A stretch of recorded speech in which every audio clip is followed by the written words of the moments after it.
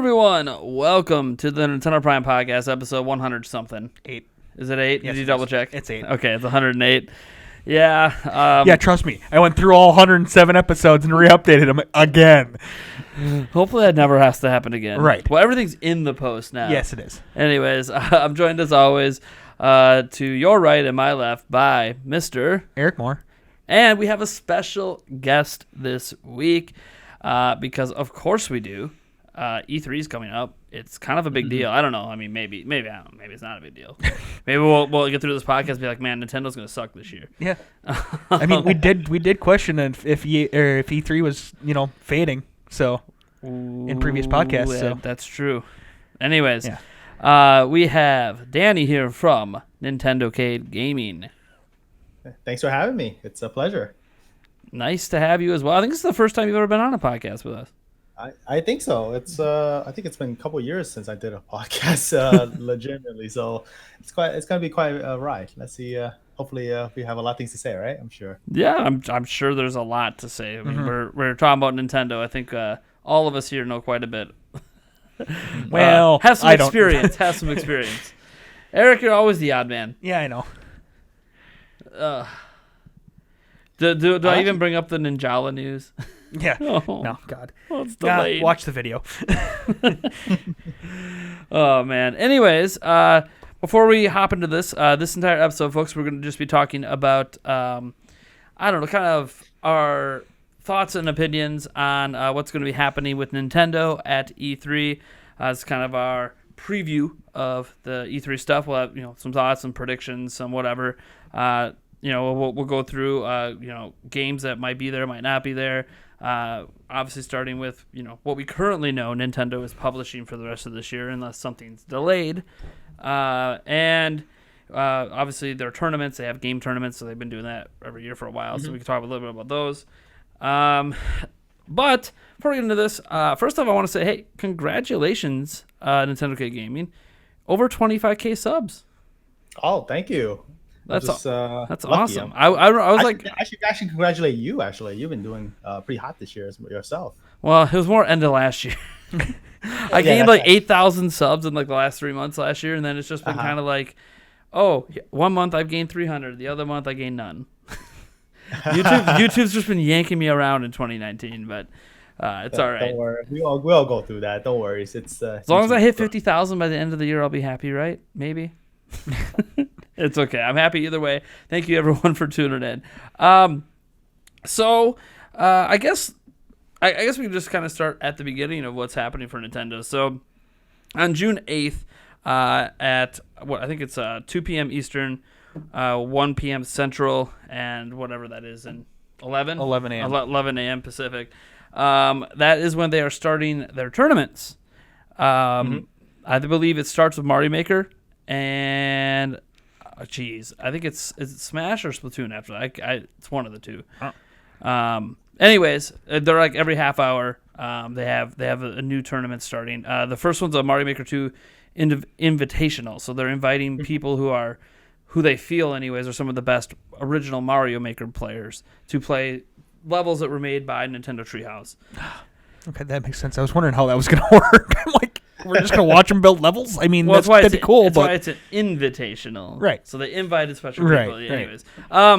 So I guess we start with that. Like, are you guys excited about the Mario Maker aspect of this? Because we haven't really seen anything outside of a couple, well, I guess we had the Direct, but that's it. We haven't actually seen, like, normal people playing this game.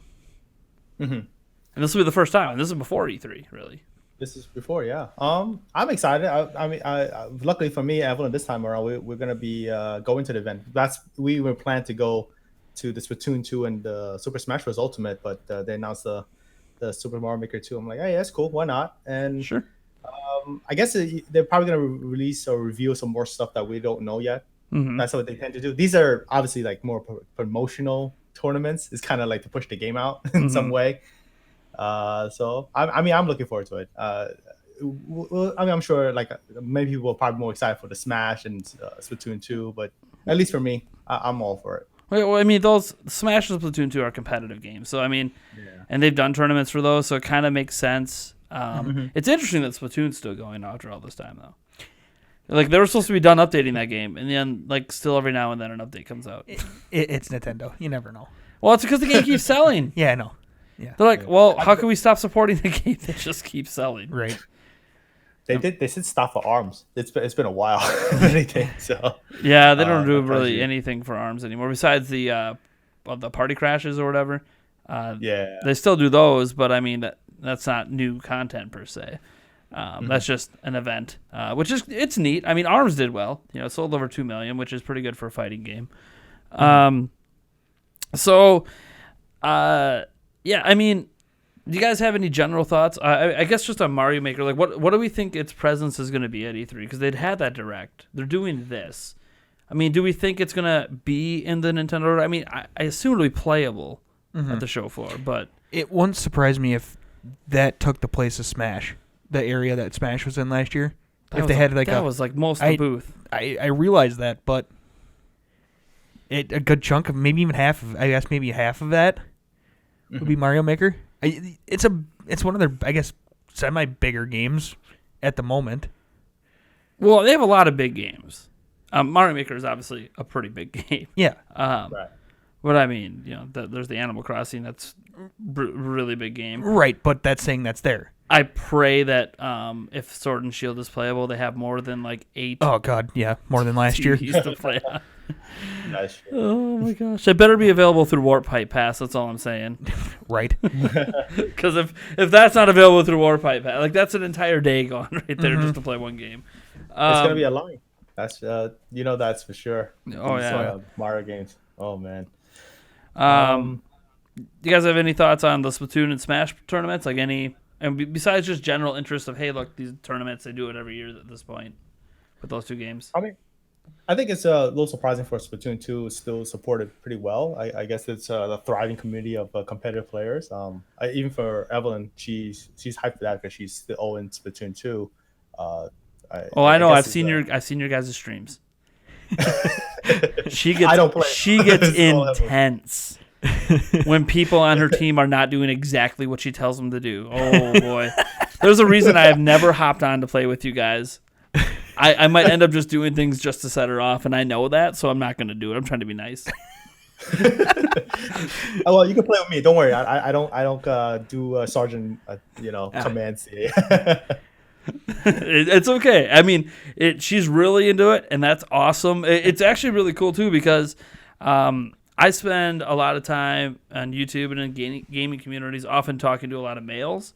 So it's interesting, like seeing someone like that, a female who's that into this like really hardcore multiplayer game. Because I personally just don't meet a lot of people like that. I literally live in Wisconsin. There's girls who game here, but they're far and few in between. So I don't. Maybe it's just because I'm out in the middle of nowhere too. Well, yeah. That probably. We don't live in the biggest of cities. Yeah. So, but every time I tune into you guys' streams and Splatoon's on, I just know. Dude, it's on. You're in for a ride? It's on. She is going to chew some people out. Nice. And she's going to dominate because she does not accept losing. Nice. But it's okay. It's all in good fun. That's all in good fun. She always ends up smiling at the end, even if people aren't listening. Anyway, yeah, but it is interesting that Splatoon is still going. I think it honestly is probably because of the population of gamers still playing it. It has to be. I mean, if Nintendo thought it was done, yeah, and that's surprising because I'm curious because when they launched an online service, that should have cut some of the player base out. You'd think, but if it's still that popular of a game, it's probably the primary reason. Well, Smash is probably now the primary reason anyone is the online. Right. But there's still big, relatively. For one, I don't know if what Brawl is still big in the community. I mean, that's how old of a game. Well, Brawl isn't too big. Or what was the one that Melee. was Melee was okay. Melee. Right. Yeah. Right. I knew it was one of those. Sorry, I misspoke on that one, but it's okay. Player Essence will come over here and I know, right? But that's still around, and that it's not supported by Nintendo, as pretty much at all. But I mean, the fact that that's still around is even amazing. Well, it's because I don't want to dive too deep into that debate, that rabbit hole, but there's a little elitism going on with Melee and the whole Melee community, how nothing can ever be better than it in Smash. So I try not to dive too far down that rabbit hole. Plus the thought process of it's the greatest controller of all time. Right. But I mean, just kind of shoehorning that off into Splatoon. Like if that can still go for this long of a time period, Splatoon is kind of it's in its own kind of unique game ish, and so the fact that it's kind of it's the only game of that type, that's probably why it's still relatively big. There's nothing for competitive shooting games. There's like nothing on Switch. Right. Mm-hmm. I think there's like that modern combat Call of Duty knockoff game that's like not that good. And, I mean, don't be wrong. Some of you guys out there probably might know a few other ones, but nothing that's really that big. I mean, Doom has a multiplayer thing on it, but it's not that big on Switch. Who knows? Maybe Doom Eternal will turn that around. But I think it might be the accessibility of the way the game looks. It's not violent or anything like that. It appeals to male and female audiences. That's why you have a lot of competitive players. Yeah. Both male and female. We know some of them personally too, and they love the customization. I mean, it has some fashion in there. So it throws in a twist, a Nintendo twist in a shooter genre, and I guess that's what resonates with a lot of audience. And it's also, we're talking about Japan. They have a huge competitive scene and community out there playing that game like there's no tomorrow. And I think it's one of the best selling games for the Switch. Yeah, it's still in the top 10 every single week. Right, and actually, just to kind of go off of what you were saying there, not just male and female, but young and old. It's got the kind of the kid, but not too kid feel to it. And then with that, you're saying the fashion and stuff, that the facts of it brings in multifacets of everyday life into it as well. You don't just have competitive part of it. You have the single player where you can run around the open world, run around the world and do other things in it as well. I mean, granted, we're talking about the multiplayer part of it, but that's still, an interesting aspect as to why it still might have as large of an audience as it does. Well, I know my kids love playing it. They're not very good. I've said, well, do you guys want to do motion or do you want to do twin stick? I don't care. They are not good at either one. I'm not good at motion, and I don't know what it is. I love the motion in Splatoon 1, but it feels like they tweak something in Splatoon 2, so I hate it. And that really makes me mad because I know it's just factually worse than twin sticks. I just know it. I can feel it when I'm playing twin sticks. Dude, this isn't as quick. But I can't help it. Like I'll go back and play Splatoon 1, then I'll hop into Splatoon 2, and I'm like, nah, something's off. I'll mess with the sensitivity. I just can't get it. I don't know why. I don't know what they tweaked. Dang it, Nintendo. Right. I know it's me. I'm being too stubborn. I should adjust. But Splatoon has just got some crazy legs, and I think that it's going to be really interesting if and when. I wonder if Splatoon's going to, because there's been some talks. I've heard some people talk anyways about, hey, are they going to bring a Splatoon 3 this gen? And I wonder if it's going to be like Smash, where it's just like a once per gen situation. I mean, I think a better question is, are we going to get a Mario Kart 9? Right. Yeah, that's true. But they usually do like one major game per generation. That's usually the history of it. Doing it. That's why I'm worried about Mario Kart, because 8 Deluxe, when it's like at the best-selling game on Switch. But the problem is can you really count it as this gen game? What Mario Kart 8 Deluxe? I mean, it's a Wii U game that was ported. Right. So can you really count it as a this gen game? You could say. Well, that's why you wonder if it's going to be Mario Kart 9, though, because it's not a this gen game, but it's the best-selling game on Switch. Right, which would then lead you to think you would want a Mario Kart 9. But it keeps selling. That's the problem. Mario Kart is like the most evergreen title Nintendo has. Yeah, I know. The problem is when it keeps on, do you just want to cut off the sales for 9 when 9 won't have as many years to get the same sales? Yeah. And they're still selling at $60 a pop. Yeah, that's very true. That's true. If you think about the 3DS, they had Mario Kart 7 for the longest ever. They never made a sequel to that one. So yeah. But anyways, and obviously Smash is a given. Lots of people love watching Smash. Mm-hmm. They put that last in tournaments. Yeah, there's a reason that you put that last. You know that's the hype bringer. Curious, do you guys think they're going to announce a character at the Smash? I think they will. They will announce something. That's my opinion, though. I think they said they're gonna release everything by I think the first. I don't know exact time in the first quarter of 2020. So this is already almost June by the time that the tournament comes around. Yeah, it sounds about time to at least get the second one announced.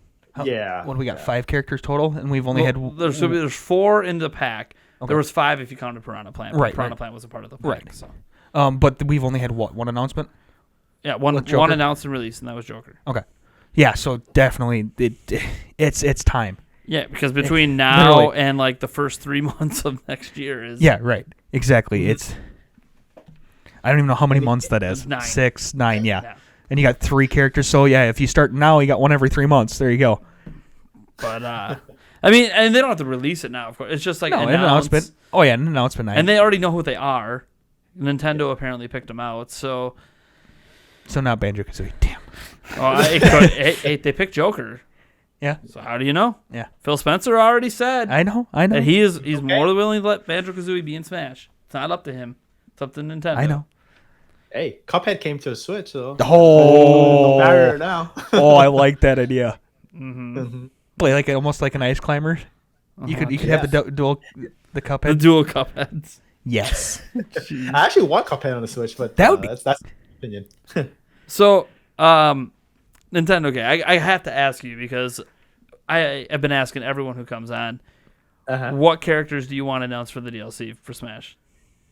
Oh, that's an easy one for me. At first I thought about it. I was very content with what the roster is already. We have like over 100, over 70 fighters already. It's crazy. I say if I had to pick something, I'm a big Zelda guy, so yes, probably be like the champions from Zelda. Oh, nice. Yeah, but now you can only get 3 of the 4. Yeah. Right. Just give me one. I'll be happy. Yeah, just give me one of them. One. Yeah. Which one? You got to pick one of the 4 now. If I had to pick, probably I like heroines. Probably like Urbosa. Urbosa. There you go. She got some attitude to her. Yeah. Yeah. I mean, you look at the amiibo. I'm just like looking at like a figure. Oh, the amiibo's glorious. Yeah. Yeah. For Urbosa. That's why it got my attention. I'm like, that would be nice to be a fighter, but that's just my wishful thinking, though. You know, Nintendo they can put Piranha Plant in there, so I don't know what they can be thinking. Yeah, I think Eric's disappointed there wasn't a Goomba instead. Yeah, right. Heck yeah. There needs to be a Goomba. The very first enemy, Goomba. Assist trophy Goomba. The funny thing was, I think Evelyn even mentioned that she's like, wonder if they're gonna put Monty Mo, and then when they announced Piranha, I'm like, whoa, that's not that far off now. Right? Whoa now. Right? That'd be an interesting one. Oh man, Monty Mole. That'd be. You know what it's gonna be? They'll bring a Zelda thing in, but it'll be like a choo choo jelly. Choo choo jelly. Oh, you hit me! I split into 2. Oh Lord! You hit me again. I'm into 3. Yeah. 3. Or if they bring in Mifa, and if you have your ultimate up, if you die, you automatically come back to life. Mifa's grace. What? No. You defeat her twice to get rid of 1 stock. Yeah, you can only use it once. Yes. Or 2 for 1 stock. Yeah, right. Basically. Mifa gets a bonus stock every time. Right. Oh boy, that would be people would be pissed about that. Oh, right. Unless she's just that bad that she needs the extra stock to even have a chance. Yeah. Then that would be sad. That'd be interesting. That would just be sad. I don't want her to be bad. Well, not bottom tier. Not necessarily bad, but maybe not. I mean, it is powerful. You're a champion. Yeah. Get up there with Link. Come on. What? Bye. All right. Jeez. All right.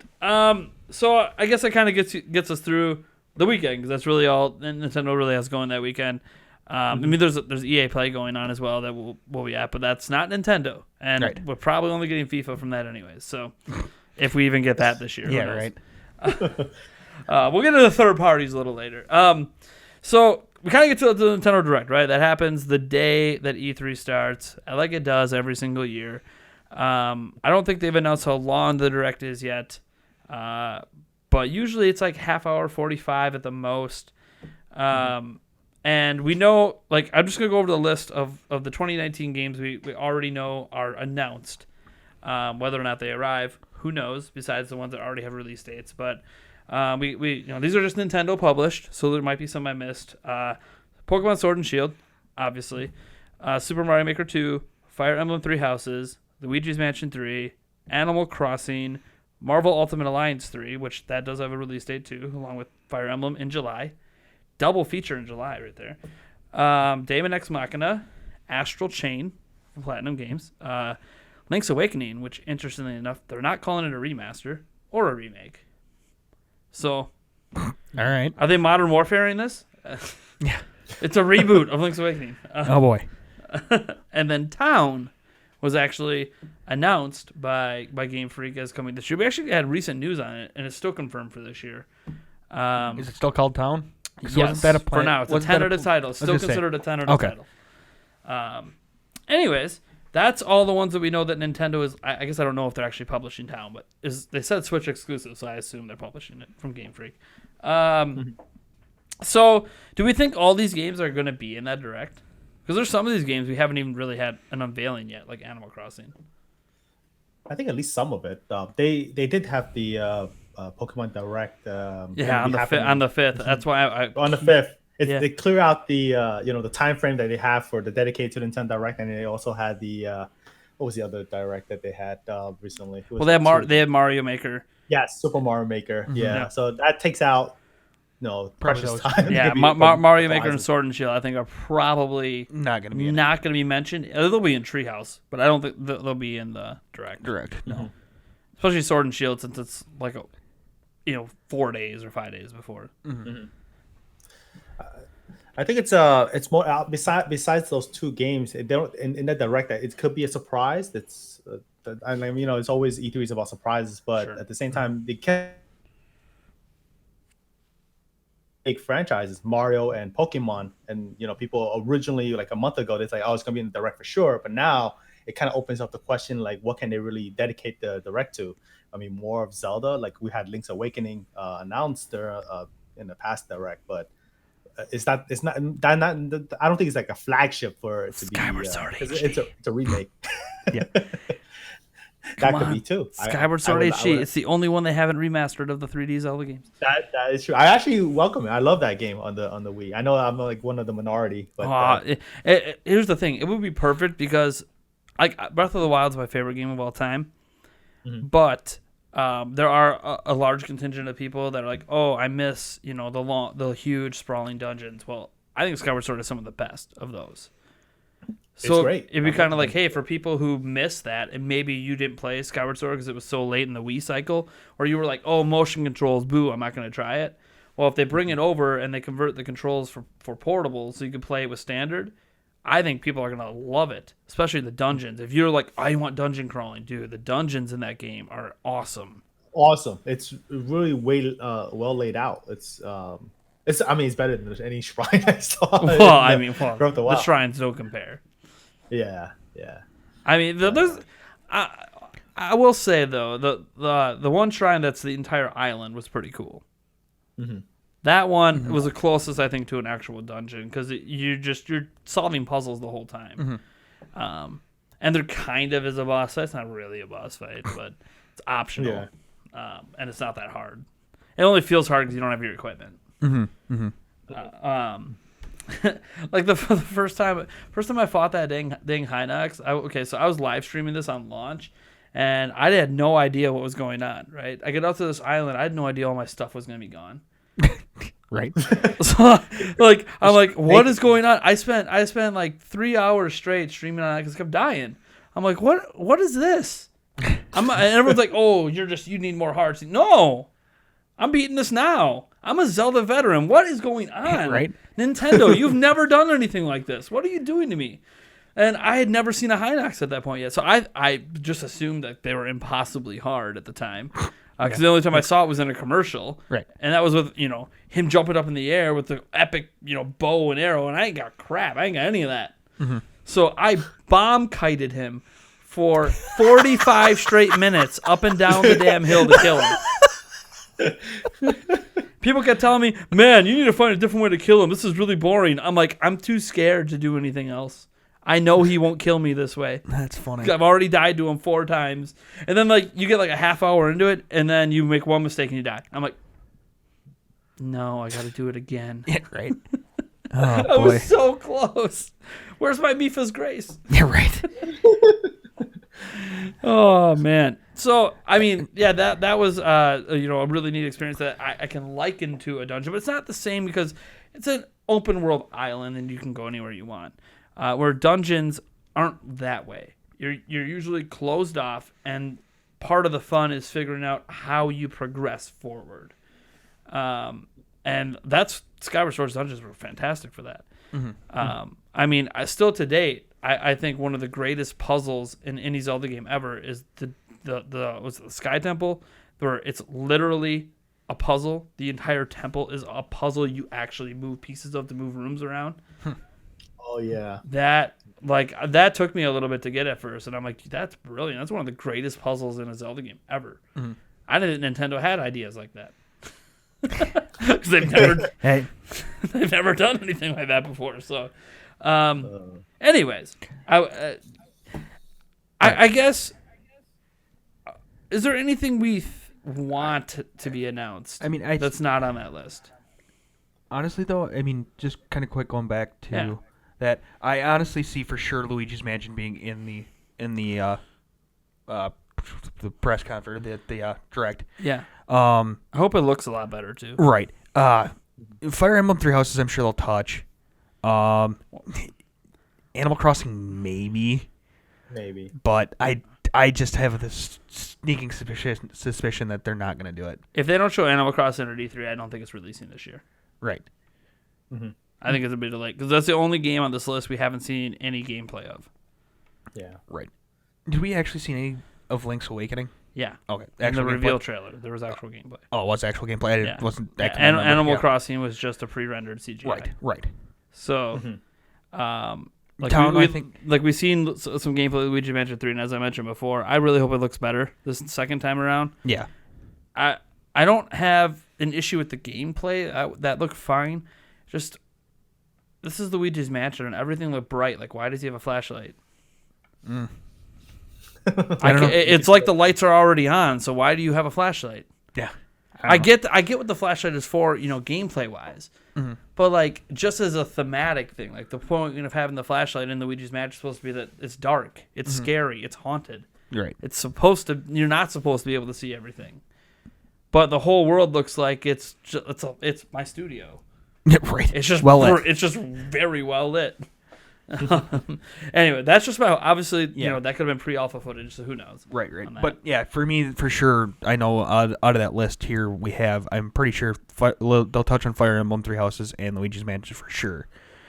Well, Marvel Ultimate Alliance too. That has a release 3? date. Yeah. In July. I think that's a Nintendo published game too. It is Nintendo published, yes. So that might lend itself to being. I don't know if it'll be a big showcase, but I think they'll have it in the direct. I think they'll touch on it. I think just because it releases literally like a month after E3. Right. So. Right. I'm hoping it's playable. I'm sure it'll be playable. It releases in July. It's got to be playable. I don't know if they'll have a ton. Here's the thing though. Like this is why I was talking about before. scoffing at the idea of having so much room dedicated to Mario Maker 2. Look at all these games. Right. No. For sure. Fire Emblem and Marvel Ultimate Alliance 3 have to be playable. They're out in a month. Yeah. So. I mean, I don't know if Link's Awakening will be, because that could be way later in the year. Astral Chain is supposed to come in August, so you figure that would be playable.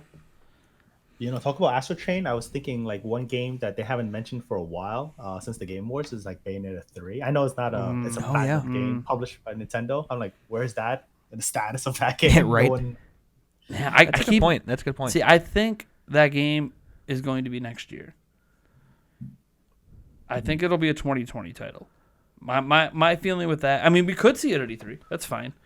But I kind of get this feeling that they've kind of always like tied the Bayonetta thing around the Game Awards because the audience is so much more like not the Nintendo audience really, because most of the awards don't go to Nintendo. So I do think that we'll see a gameplay. See, I thought we might have saw it last year, and then they ended up not doing it, which is fine. I knew the year before when they announced it at the Game Awards that they just showed CGI, so it's kind of like Animal Crossing, where it's like, how far along are they really in making this game? Just at the concept. Oh wait, what? Well, and Platinum's always working on like 4 or 5 games at a time, so. But clearly, Astral Chain was a focus because we have a release date. Yeah. So my thinking is like we don't even know when this game's coming. I think it's gonna be a Game Awards reveal for gameplay. For Astral Chain or for Astral Chain. Sorry, Bayonetta 3. Bayonetta 3, Yeah. Sorry. But they could show it off here. Like we don't know. It is a game that Nintendo kind of has up their sleeves. Hey, no one's really seen this yet. So, and it's already announced. So like, Nintendo always seems to have a big, at least one surprise game every year that we don't know about. We know about that one. And it doesn't have to be a game that comes this year. I know that the official release always says, "Oh, we're showing off software for this year." But then there's always, "Oh yeah, well, Metroid Prime 4. Guess what? That wasn't in 2017. That was announced." So, what was? They start from scratch, so it's gonna be a while. At least that's what. Yeah. Well, yeah, and they announced Animal Crossing last year. So my thing is, what's the game they're going to announce this year that's not going to be until next year or the year after? Yeah. I thought about that for a while, and I was like, they announced a lot of if you look at the entire library of the Switch, a lot of the franchises that people want, the Mario, the Zelda. We have Animal Crossing, we have a Luigi Mansion game coming up, we have Smash already, we have Mario Kart. It kind of they got all the essentials down. So like the question now, what's outside of that? Maybe a F-Zero, another DK maybe game? I don't know. Well, a new Donkey Kong game. We haven't. Because they just brought Tropical Freeze over. They brought Tropical Freeze over. We don't have But a new Star Fox game. What are you talking about? We have Starlink Battle for Atlas. It's a good game. It's a good game. Yeah, it is. But no, new DK game. They could go in that route. You just like DK. Well, I like DK. The game. I don't really play the games all that much. I just like DK. I don't know. Jungle Beat 3. Yeah. But here's the thing. They like to announce something. Usually, if they're going to tease something that's not going to be out for a year or more, it's usually something big, because they want you to be like, look, we have all this cool stuff coming, but also, hey, like it's not just this year. We have more big stuff coming. Here's one game to tease you with. I don't know that Donkey Kong has that kind of pull anymore. Probably not. Donkey Kong, I think, is more like, like a new Super Mario Bros. Level almost. Those games are actually more popular than Donkey Kong, but it's not like Kirby and Yoshi, because it's more popular than those games. But it's not. It's I guess in ARMS territory is probably where it really is. A couple mil every time, which is nothing to scoff at, especially for a side-scrolling platformer. But I don't think that would be. That could be a surprise, announcement that they just already have one ready, and that's what Retro was working on, and we had no idea. Because again, Retro only in the past year took over Metroid Prime. So what the heck were they making all those years? Right. I know there's been rumors about Star Fox Grand Prix and all this other stuff, but it's all rumors. Like, is there actually a game coming out of all those years? They've been hiring a lot of people over the time. They've been hiring a ton of people, and Monolith Soft's been hiring a ton too. And there's rumors they're working on a new IP. So heck, are we gonna get a Xenoblade announcement? Yeah. They might consider that kind of big, just because that serves such a hardcore audience. Right. And the last Xenoblade was the best-selling Xenoblade Chronicles game. But are we at the point that they announce a new Zelda game? Maybe. Breath of the Wild was shown off in 2014 and didn't come out for 3 years. That's very true. They could try to pull off something like what they did with when they released Ocarina of Time, and then Majora's Mask came not 5 or 6 years later. Yeah, it was like 2 years. 2 years. Yeah, 2 years. They could use the engine again and just expand on what they've done. That's what I want them to do. They're not going to, but I really want them to do that. Nah. No, because I think they'll reuse the physics engine, but for some reason, every game they got to recreate the visuals and do something different. So much as I love Breath of the Wild, I'm trying to wrap my mind around the fact that this is the only game that's going to visually look like this. This is just the way they are. But I really hope they do Majora's Mask, because I loved Majora's Mask, and it was highly unique. And I don't know what they could do with this, but it's not my job to come up with the idea. So, but here's something to throw out there too. We got Super Mario Galaxy 1 and 2, and pretty quickly close together. A Super Mario Galaxy. They have 3. not released any paid DLC for Odyssey. Is that because they decided to make an Odyssey 2? Oh, Odyssey 2 or Galaxy 3. Well, there could be a Galaxy 3. That would be. I think that because people are like, oh, could we get a Galaxy 1 and 2 HD port? And they're like, no, but you can have a Galaxy 3. Or just get it all three in a bundle. They're not going to do that. Well, they would, but it'd be like $300. Now you're wishful thinking. I mean, the last time I remember them doing something like that was when you bought the Wind Waker back on GameCube. If you bought it early enough, you could get like the special edition disc that had Master Quest for Ocarina of Time. Yeah. Like that was really cool, but that was a very unique situation. Or maybe the Super Mario All Stars on the SNES. There you go. Yeah, when's the last time they've done one of those? Since Super Mario All Stars. Yeah, right? Hey, make a Super Mario All Stars 2. Wait. Yes, that has everything all in the 3D HD. ones. Everything in HD. You have 3D World. Yeah. You have the Mario Galaxy Paint. games. You got to bring it back. Oh, Mario Paint. Mario Hotel. Don't forget Mario Hotel. Oh, yeah. You know, speaking about 3D God, World, no. they haven't ported that game yet. Yeah. I know they did. Okay. So that's another thing. They've been doing a lot of Wii U ports, right? The last couple of years. Last year they leaned on them pretty heavily, but they've been kind of consistently bringing out a bunch. But this year, I feel like we've only had one. In New Super Mario Bros. U Deluxe. Mm-hmm. I got it. So, and here's the thing. So people say, oh, because there isn't anything else left to bring. Oh, there's plenty left to bring. I got it. So what do you got? Remastered. Mario's missing. Oh no! Oh, Oh no! Oh no! might as well bring Hotel with it. Right? I mean, you know what? They're just gonna bring back the CDI Zelda trilogy and just finally make it fully canon. Yeah. Fit this in the timeline. Let's go bomb some Dodongos. Anyways. Oh, God. Oh man, and the sad thing is I've actually played all 3 CDI games and I beat Did you them, really? and I will never do it again. I will never. I'm that big of a Zelda. I needed to just force myself through it. And don't get me wrong, they're not as bad as like people say they are, but they're pretty bad. They're not good games. The only reason to really make it through it is when you get to the cutscenes and it's just funny. It's just this old school cartoon animation with the worst voice acting. And Nice. It's awesome. Nice. It gives me the laughs just like the OG Zelda cartoon does. Oh, God. Like, it's just funny. Like I like the OG Zelda cartoon because it just makes me laugh though. I can't take it seriously. It's just funny. Yeah. Excuse me, princess. Like, Oh, Lord. okay, you got to say this. You know, got to make sure you say that catchphrase 4 times an episode in 15 minutes. Why? Because you have to. It's not an episode if you don't say it. Yeah. And what I hated the most about that cartoon series is they made Link just look like a stupid kid. Like Yeah. he's just dumb. Oh, you're the hero that saves everyone, and you're just the dumbest person in Hyrule.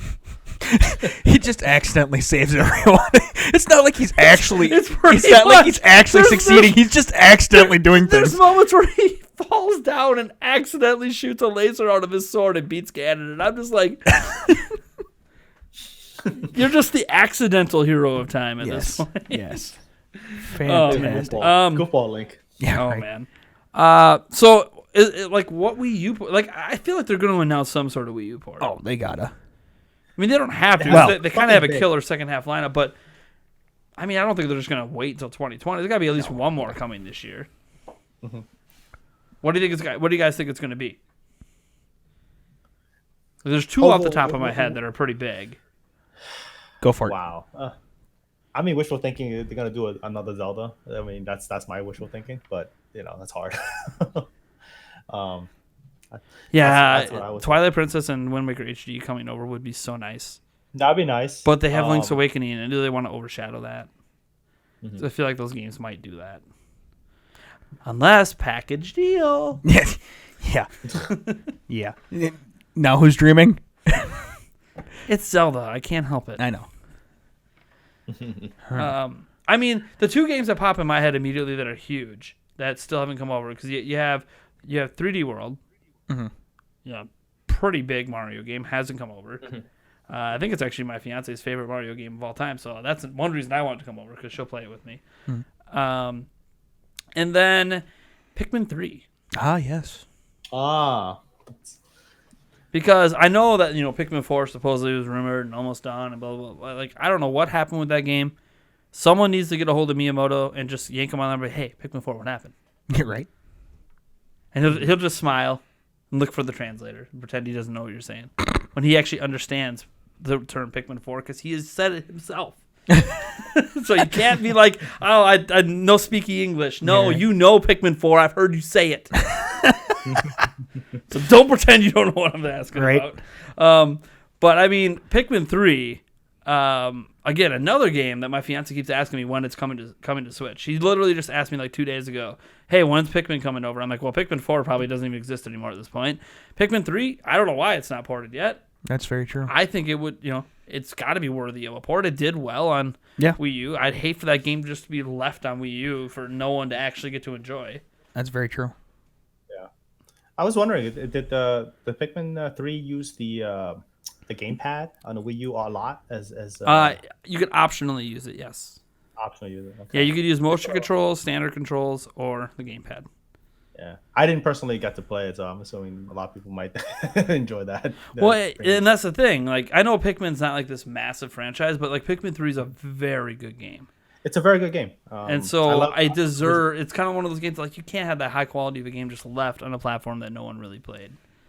Mm-hmm. And I say no one. I know 13 million is a lot of people. Like, hey, I wish I had 13 million YouTube subscribers, but like in the grand scheme for Nintendo, that's not that great. So. I really don't want to see that game lost. And, I mean, there's other Wii U games as well. I'm trying to think off the top of my head. Because those are the two I always jump to because I don't know why they're not here yet. I mean, heck, we got New Super Mario Bros. U Deluxe for some reason. Mm-hmm. I think 3D World would have been a more exciting port, but... I honestly thought 3D World would be the first one to be ported versus New Super Mario Bros. U. Yeah, especially since like they did Mario Maker, which kind of makes, I don't know, in my opinion, like 2D side-scrolling Mario games not as relevant on their own because you could just make all these levels in Mario Maker for the most part. Which is the conundrum for Nintendo with Super Mario Maker 2. It's like, oh, well, are you going to have 2D Mario games in the future, or are you going to give it like that break like you did last time and then bring them back?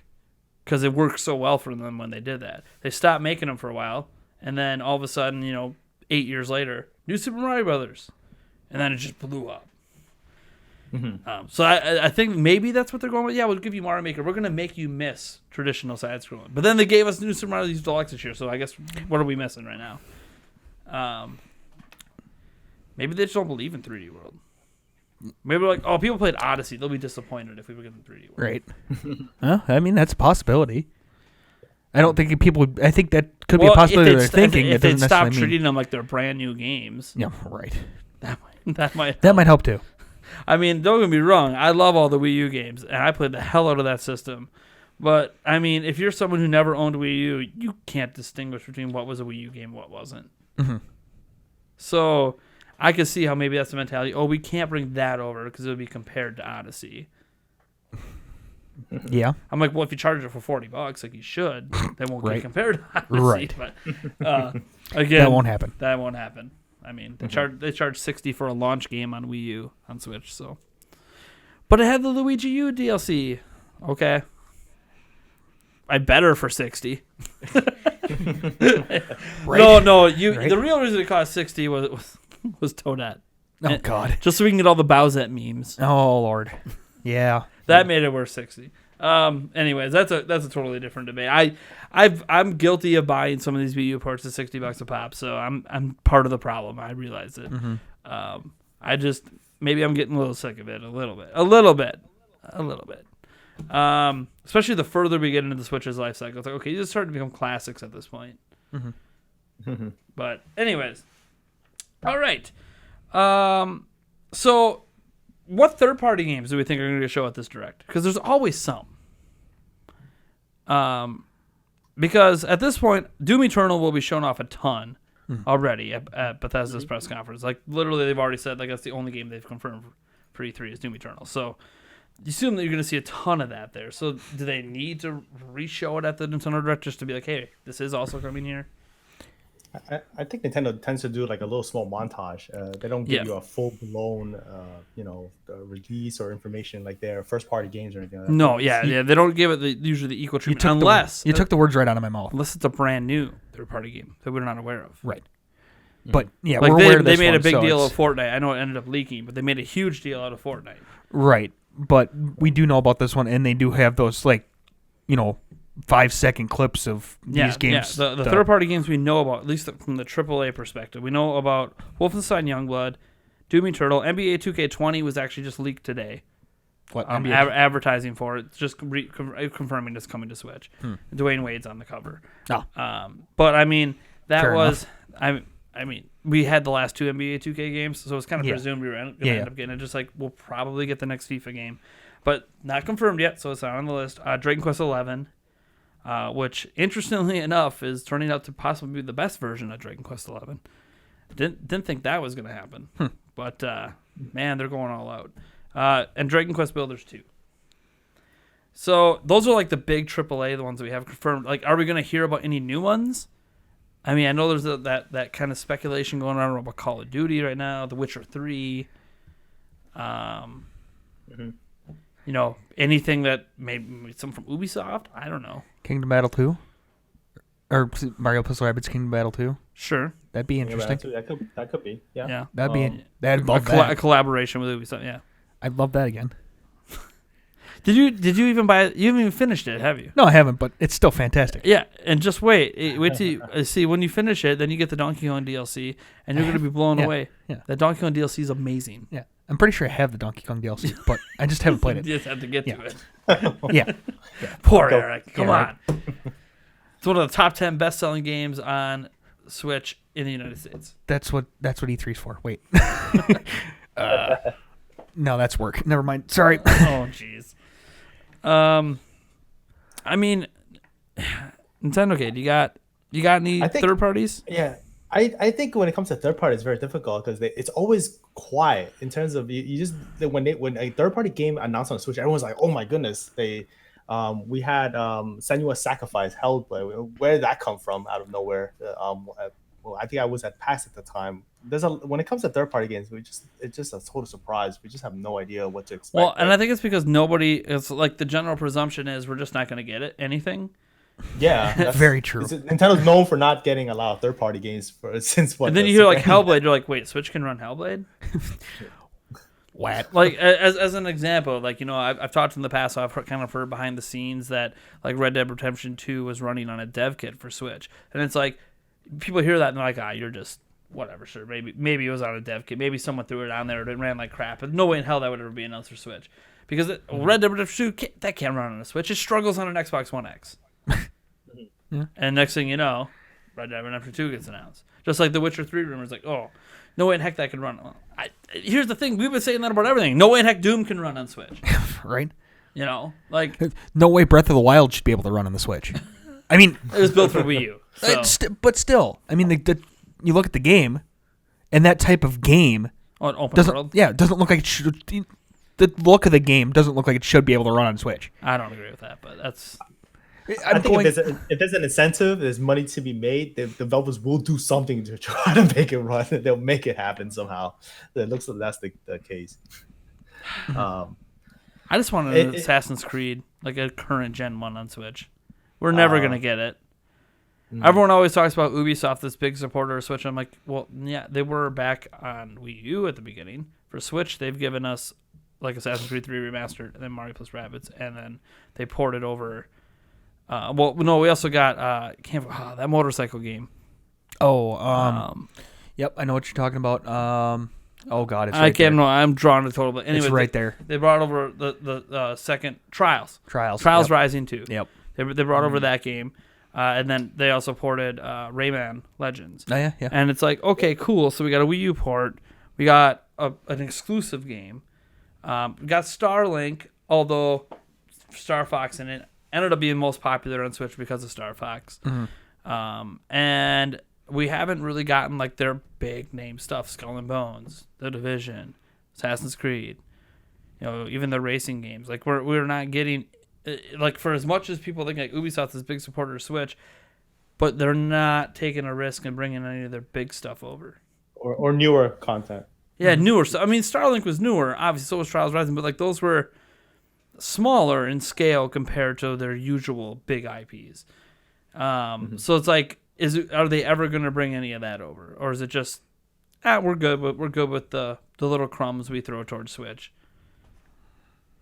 I mean, granted, it's better than what EA does, Right. but Oh man. Yeah. but it's not hard to be better than EA. Let's just be honest there. No, I love a lot of EA games, but man, You have to put. You basically just have to put 2 games on the system, and you already beat EA.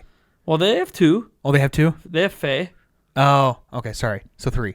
Oh yeah, that's right. Yeah, I yeah. kept thinking FIFA. That's all I like. Yeah, I'm Yeah, like, yeah. I know. Don't FIFA. forget, Faye's the best one, and that's the best game they put on Switch. So, like, let's not sell them short here. They actually put one good game on Switch. 3 games. Yeah. But here's Sorry. But here's the thing: are we at the point that Microsoft has some more games on Switch than EA? Yeah, probably. I mean, Hellblade, they own that company. Minecraft, Yeah. Cuphead. Yeah. Yeah. Yeah. I mean, yeah, right there. That's 3. Done. And like, we'll probably. I wouldn't be so shocked to see Ori and the Blind Forest announced. Especially since they just like recently have like a sequel being announced for Xbox, so it's like, okay, cool. Now's a good time to maybe port the old one over to Switch. Especially since I'm assuming Cuphead is doing well. Yeah. It's I would been doing assume well so. in the eShop, anyways. So, Yeah. like It's a it's fantastic Cuphead. game. It better be doing well. I'm telling you guys, you haven't played Cuphead and you Do it. love hard platforming, shooting. Like I don't know what's wrong with you. Go pick it up. It's crazy hard. It's But it's a crazy. lot of fun.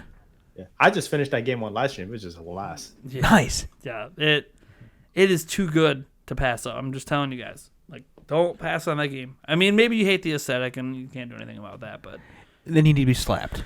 yeah, need we to gotta be remember, slapped. like that aesthetic reminds us of things we saw when we were kids. Like, my daughter looks at that aesthetic and just thinks it looks ugly. So Well, then she needs to be slapped. you slap my kid, I kick your dog. You don't have a dog. Ugh. Yeah. You know what? Come here on certain days. I might just let you. Wait, no child abuse. Wait. No. Anyways, yeah. I mean, I guess. What do you think Nintendo's gonna bring the goods this year? Like, we know about these games, right? We know about the third parties, but like, I don't want to get into who's gonna win E3 kind of thing because that's so subjective. Sony. And usually there's a lot of fanboyism that comes into that, right? Like, yeah, Sony's not there. I know. And they're going to win E3. You never know. It's possible. You never know. If everyone just bombs it, them not being there might be the win. Yeah, right? But getting rid of the arbitrary stuff. Like, what are you like hyped for this E3? Do you think it's going to be bad compared to prior E3s? This all of us are attending this one, right? So, and this will be my third E3. And I feel like there's this part of me that knows I'm biased, just because I'm going to be there, so I'm going to get to play the games. Right. Like, that's more exciting to me than the direct, because I actually get to touch a lot of the games they show off. But just trying to sit back in what I used to do, sit at home, watch these things online. Do you guys think this is going to be a good showing for the general populace that doesn't get to go? That's a cool question. Especially with Mario Maker before- already been blown out. Pokemon will already be blown out. They have to have a surprise in there somewhere. That's why they open it up. That's my feeling. And I think if they just stick with the 2019 lineup, which is fantastic, I think people are just going to come away from, well, I mean, yeah, you just did the expected. And people love surprises at E3. And I know, like, they do directs throughout the year and have surprises all year, but they've had a big surprise at E3. Like, Animal Crossing was last year. So Right. Metro before. Right. Like, what is their big... I like, because System we developer. already talked about, they have all their big IPs already announced or having released games. I mean, again, if Mario Kart 8 doesn't count, could they drop Mario Kart 9 news? that's definitely possible. If they consider that as, that is technically a port, we are working on 9. Because that team made ARMS, they have to be making something. Odyssey 2. I know, but now we're just but we're again, getting into it's sequel right, territory, right. and it's like, that's fine. People love sequels. But Just as long as it's not like, you're... here's the thing. There needs to be a Zelda game. And I know we talked a lot about Zelda because big Zelda fans, but there hasn't... Like, if we don't get a Zelda game on Switch, another one, like a brand new one, not a remaster or something, that will be 2 console generations in a row without an exclusive Zelda game. Because the only one we have is a cross-gen. which fantastic, my favorite game of all time. Yeah. But like we all know that when you make, especially a Zelda game, exclusive to a platform, it always ends up being just that tad bit better. Takes advantage of the technology just that much better. Like it feels like Breath of the Wild would it have been better as a Wii U exclusive? Maybe. It would have used the gamepad features. You know, would it have been better as a Switch exclusive? Maybe. Would have took more advantage of what the Switch does. Instead, it kind of just was run of the mill in some aspects. So I need to see a new Pokemon, a new Zelda. Pokemon. They already have a new Pokemon game. Yeah. I need to see a new Zelda. It doesn't have to be this year, but if it's not announced this year, I don't know if it'll happen at all this generation. Because even if they announce it next year, well, God, it's gonna be a cross-gen game again. Or is it enough that all the IPs that we mentioned so far is enough for the year as it is? Or they just elaborate with just that direct? It'll be and they could, like, we went through the list. There's a lot of big games. Yeah. They could end up, their big thing. I know they announced it last year with Animal Crossing. Is their big thing could be showing off a bunch of Animal Crossing. It could be. I have the feeling that it's not going to be. I hope they don't Smash Bro it this year, where like 20 minutes of it is just one game. There are so many games this year. Like, you can't just be like, oh, we're going to show 20 minutes of Animal Crossing and like 30 seconds of everything else. Right. Granted, I know they have Treehouse and they're going to show more. But not everyone is off 3 days in a row to watch all of Treehouse. I mean, not everybody records them like you used to? I still record them. Yeah, I know. But, and watch them after the fact. Yeah. But it's... I'm a little torn because this is one of the best lineups I think they've had going into E3 that we're aware of, game wise, in a long time. 2017 might have came close a little bit, but there wasn't the sheer amount. Like, we knew Odyssey, Xenoblade, Fire Emblem Warriors. I'm trying to think what else came out in the second half of 2017. Mario plus Rabbids Kingdom Battle, that was a surprise announcement, although it was leaked like days before. Right. But I think Xenoblade, right? You did mention. Yeah, that, you mentioned Xenoblade. Yep, that was December. Pokken Tournament. That. Yeah. They didn't have that come out in the second half. And I remember one of was Skyrim. That was a big announcement at the time. And then later on they announced, that was this other announcement like LA Noire and Doom. That wasn't at E3. That was later. I think the biggest difference is this year, unlike the previous years, like the first year, we knew we had the biggest Nintendo franchise out there. Like Mario, the Zeldas come on the first year, but this year, and then last year we had Smash. It covers pretty much every franchise. It's just like a big crossover, and Smash always does well. That's another big franchise. But when it comes to this year, we have the Animal Crossing, and the other games that we mentioned. It's not that they're popular or anything. I don't think it's like a big bang of a franchise. Maybe that's what people like. Well, there are three-pronged bangers. I think this year are probably Super Mario Maker 2. They probably think that's going to sell 6-7 million, somewhere in there. Do Splatoon kind of numbers, I think, is what they think it'll do, because you don't know. Because the last time they did Mario Maker was on Wii U, and then they ported it to 3DS, and 3DS was kind of gimped with the online. So it's kind of hard to know what it would do on a really popular platform. So I think Mario Maker 2, I think, is like, that's our huge hit in the summer. And then Animal Crossing will come, I think, probably around the fall and be like that. And then November will be, probably Pokemon. And those three titles right there on their own are probably, two of them for sure we know are big sellers. Animal Crossing and Pokemon, huge sellers. I mean, there's people that like laughed at me when I mentioned Animal Crossing Big Summer. Dude, look at the sales of New Leaf. Like, that's Pokemon numbers. And that's one game, not 2 games combined sales. One. Like, Animal Crossing blew the heck up on 3DS. You can't tell me it's not. I mean, I don't know if it's going to pass it. But there's that. I don't know if you guys pay close attention. Every game that releases on Switch starts to become like the best-selling game in the franchise. Yeah. It's like a consistent pattern. There was only like one game that didn't do that. I can't remember which one it was. But Kirby at the time was the fastest-selling Kirby game of all time. I don't know if it actually became the best-selling. Super Mario Party was the fastest-selling of all time. Zelda is by far the best-selling game in the franchise. Not even close. Yeah. Odyssey was on pace to become the best-selling 3D Mario game. The idea to become the best-selling Mario game of all time, you have to sell like over like 40 million or something, which is crazy. So I don't think anything's ever passing that. What was that? The original? I don't know. Probably. They have a couple. They have a couple at 30 and like one at 40. Like it's not going to happen. I mean, New Super Mario Bros. Got way the hell up there. So New Super Mario Bros. Wii. But and another thing is like, all the games that we talked about too, these aren't casual games. No. So is Nintendo going to announce anything for the casual market? Be another Just Dance, you know that. Well, Yeah. I mean, Ubisoft will take care of that in their press conference with the 15-minute dance session. Hey, I danced on the stage last year. Yeah. I got my little water bottle. Oh, did you? Yep. Oh yeah. Yeah, you did. Oh yeah. I busted a move. Hernia It's and in a all. vlog somewhere. Hernia and all. Hernia. Yeah, I was in a lot of pain. That was a rough E3 last year. I had a hernia, and then some guy with a camera hit me when I had my hernia, and it was just Yeah. that was rough. Man. And this year, Eric's injured now, Yeah, shoulder. I'm injured. Yeah. So yeah, do you guys think anything casual will be announced? I mean, I know they've been kind of shying away from that a little bit at E3 late. Right. Doing anything super casual like Nintendogs and stuff like they've done in the It'd past. be interesting to see kind of like another like a Brain Age type game. Okay, we haven't had one Kind of of those in a long time. Right. Or kind of like a mental stimulation game type thing. One thing we never touched on is the indies. Oh yeah. They always show a few. Yeah.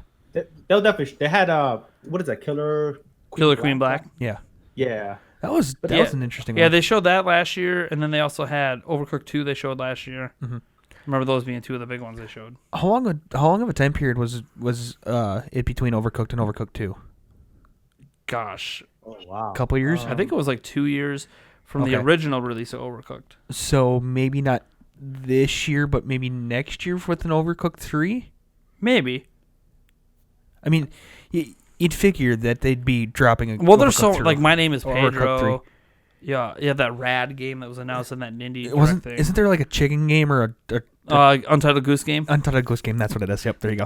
I was gonna say I thought there was some sort of bird game. Yep, Untitled Goose Game. So they've announced a bunch of those already. They need to bring over Goat Simulator. It's just what are they going to show? Which ones do they think are big enough to show? Right. Yeah, very, very true. I mean, if there's any exclusive one, that'll probably take the cake. I'm sure if there's any exclusive, I wonder like like a golf story, like if there's anything like that.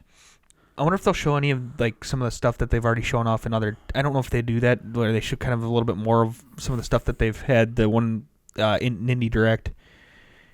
I don't know. Sometimes they're doing a sizzle reel. They love their sizzle Right, reels. yeah, I know, Nintendo right? loves Yeah. sizzle reels.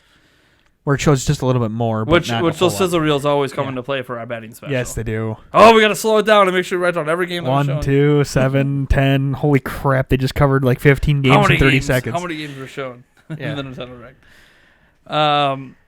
Yeah, I honestly think that this Nintendo Direct is going to be exciting for me, just because I know, like, I'm just looking at this list of games and I'm drooling, thinking of like, man, if all these are playable. I might like fall into a coma. We might not have enough time.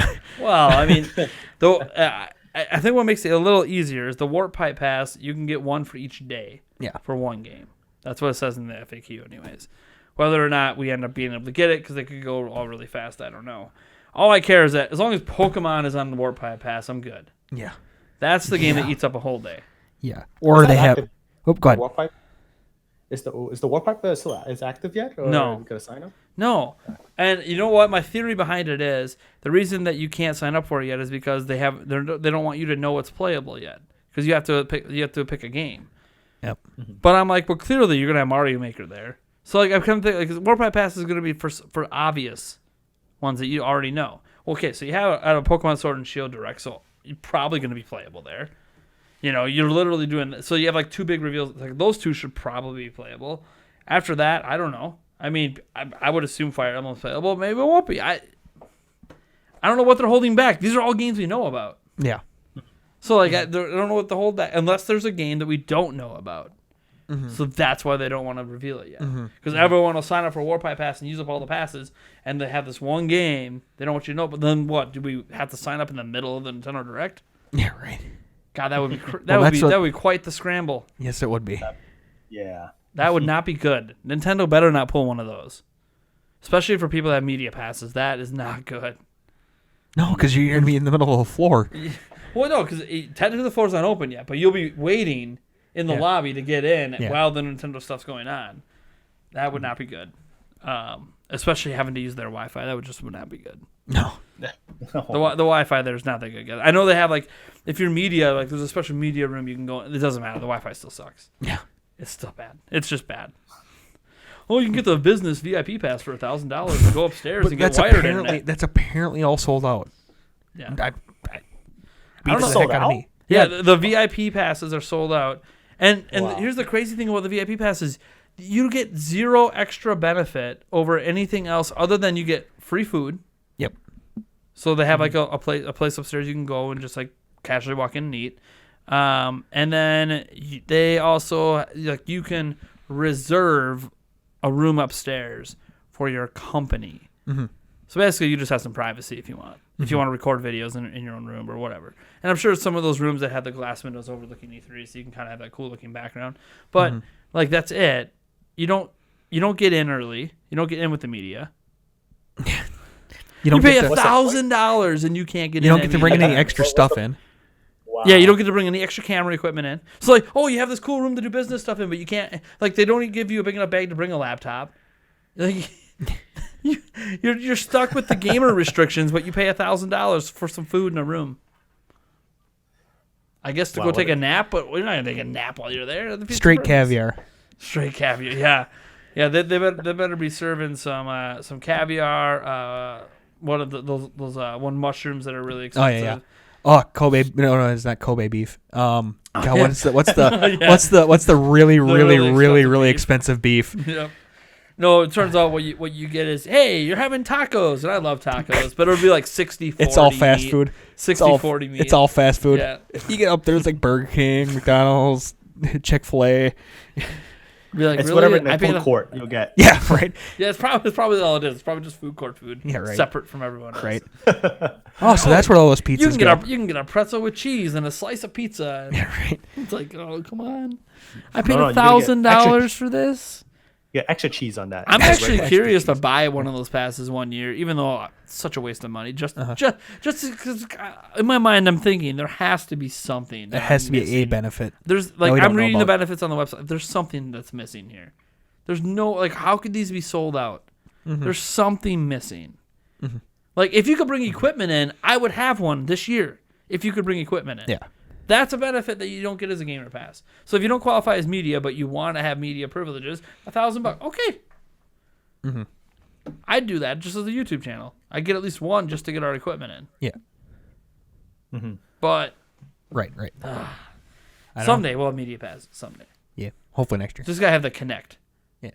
Gotta have the connect. Gotta be like, hey Nintendo, make me an ambassador and give me a free entrance with media in, please. Yeah. I don't think that's how it works, though. I guess Nintendocade might know. I know you're a Nintendo ambassador. Actually, I'll tell you the truth. Honestly, even if you, I got through with Nintendo, but they don't provide you a media pass. So You just get a gamer pass. It's a gamer pass. That's it. Nothing special. I mean, at least you get to save $250 a pop. Yeah. That's nice, but I mean, you're not really getting any. I'm I not mean, getting it it's early. better than nothing, I suppose. Yeah, I can't complain about that, but at the same time, Well, it's free. Yeah. I think it's free. So, But it's like you're coming in as a Nintendo ambassador, which basically means you're part of the media, and Nintendo's recognizing you as part of the media to get you the pass. But you can't get media privileges, right. and especially with how hard it is to get media privileges as a YouTuber. Yeah. 100,000 subs, 50,000 views per video. It's very stringent on that too. I think a couple of my friends, they actually if they don't fit one of those criteria, they'll just reject you. It's like they'll find a way somehow to reject you. Well, and there's a way around it. If you know someone though, I think that's another one. The way around it, and it's stupid. Okay, so like I have a Facebook page that's got like 60,000 followers on it. It's just carryover from when I used to work at Zelda Informer. And the workaround, and I just know this because I used to work in traditional media, is you don't apply as a YouTuber. You make a traditional website, you put up like 5 posts a day on it, just random news, Nintendo news, whatever. Share it out to your social media following.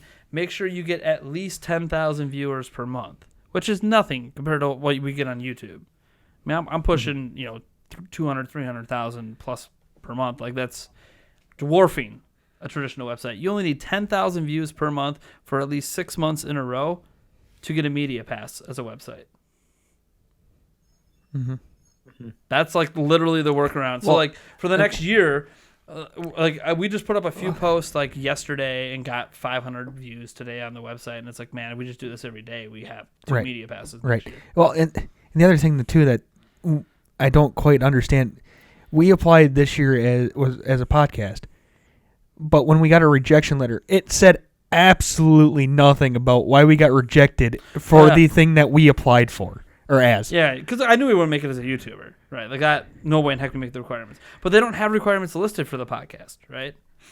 So I'm like, well, can we at least see what the requirements are that we didn't meet? No, They don't even mention podcasts in their rejection letter. no. Even though that's what we applied. Oh as. wow. Yeah, even though that's what we applied as. Yeah. I'm just like, I'm sure we wouldn't make it in as a podcast. I don't know how big you have to be. I just want to know what the requirements are, so I know what it is. If it's easier to do that versus the website, but whatever. We're just gonna do the website so we can get our media passes next year, which it's a pain in the butt. I mean, I don't mind doing traditional website stuff. I did it for like, I don't know what, 18 years or something. I did it for a long time, but I don't really enjoy it. I enjoy being a YouTuber. There's a reason I don't do that. There's a reason I'm a YouTuber and not a traditional like editor in chief of a website anymore. Like that's not really my thing that I enjoy. But whatever. So since all of us have that unique experience of like being at E3 last year, like is there anything about Nintendo's booth that just give a little inside information to like people that don't get to go? Because most of our audience don't get to go. Is there anything like about the booth from last year that we want to see different or better this year? Because they do change up the layout every year. But Yeah, I think it's last year was kind of it was just Nintendo logos everywhere because it's a Smash related. Yeah. I guess that's one reason. I hope they make it come back with the thematic ones. I've been one with I think it's the original Super Mario Maker, and then I've been to one with Breath of the Wild. The whole the Breath of the Wild was Breath of the so yeah, that amazing. was our first E3. Was that one? That one was. yeah, that is. Even though it's only one game, but my goodness, They went all out for the one game. all out. and we they played went the all crap out of that game. Yeah, God, I think I don't even know. how 7 many times, I think played it was. We played it a lot. It might have been more than It might 7. have been more than 7. We yeah. literally just kept getting back in line. Yeah. We were there representing Zelda Informer, so that's literally the only reason we Yeah. were there. So, oh man, and we had the booth tour, so we got Yeah, right. so we got to not wait in line for one of the playthroughs. Oh, man. Although I will say, folks, if you're trying to get footage of you playing, never ask a Nintendo rep. No.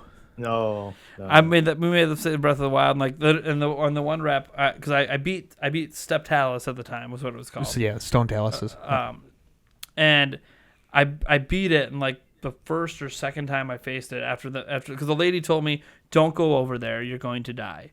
And as a Zelda veteran, I'm like, what do you mean I'm going to die? I'm going to kill whatever the hell is over here. Right. So I go over there like, everyone dies of this. Go away, run away, run away. See, I told you, run away. I'm like, no, I'm going to beat it. And this person was recording for me because she at first she didn't want to record. And then she asked some other Nintendo rep if she is allowed to do that. And it's like, if that's what he wants you to do, that's what you do. Mm-hmm. Like, you're his guide. If he wants you to record video, then you record video. Right. So like, so I go in there, I kill it. She gets frustrated halfway through when she realizes I'm going to take the thing out, and she puts down the camera and stops recording. And I'm just like, I looked at her and I'm like, I played a lot of Zelda. Right. Do you not see our shirts? I literally like we're wearing Zelda Informer shirts. I'm literally with a media pass. Zelda, like I literally am a Zelda guy. Like. Right. You can't ever tell me not to go somewhere because you're going to die, and I'm not going to go check that out in the Zelda game. Right. I will determine if it's an unbeatable boss. Oh no, I'm whittling down health. It is not unbeatable. I will figure it out. I still think my favorite playthrough Oh. was. I still think my favorite playthrough was. How many ways can we kill Link? Oh geez. What are some of your guys' favorite experiences on the show floor from the years you guys have been? I think for me was most memorable was my first and second. It was obviously Super Mario Maker, and then Breath of the Wild. That's for sure. They went all out on the booth. It's totally insane. I guess they want to put you in an environment like that, Yeah. and you feel like you're in that environment. Like if it's a Zelda or it's Mario in some way, you get into it. Versus last year, it was more like a line, more like a line. Zigzag Yeah, they had all around. 4 lines. Yeah. One line for competitive and whatever. One for Smash. casual. Yep. For casual Smash, and that's not counting if you had a Smash Pass.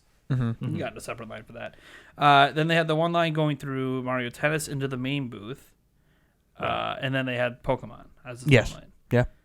And it was just kind of weird, hodgepodge of stuff. It was. Granted, the main line to go through Mario Tennis, like even when you're in the way back, it didn't take. It was like an hour maybe. Yeah. To get in. It really wasn't. It didn't that take bad. long. Yeah. No.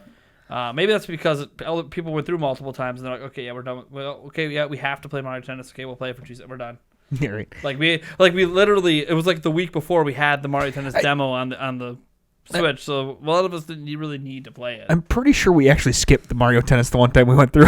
I don't know. I got like 4 sets of Yeah, I know. Mario Tennis pins. So. But I'm pretty sure we're just like, we've played it. Can we just go through the next? Yeah, next no. The set? only one we did. No, we wanted to play doubles, and we Oh, never lucked out to get on a doubles side. Right. Because that was the only thing I didn't get to experience in the online demo. But and I kicked your butt.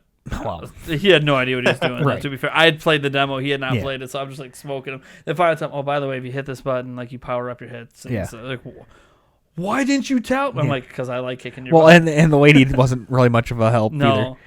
No. Well, she saw us play, and then all of a sudden she saw. She's like, "Oh, you guys know what you're doing." I'm like, "I know what I'm doing." Yeah, right? He has Yeah. no idea what Yeah. he's doing. When's the last time you played Mario Tennis on the Game Boy? Yeah.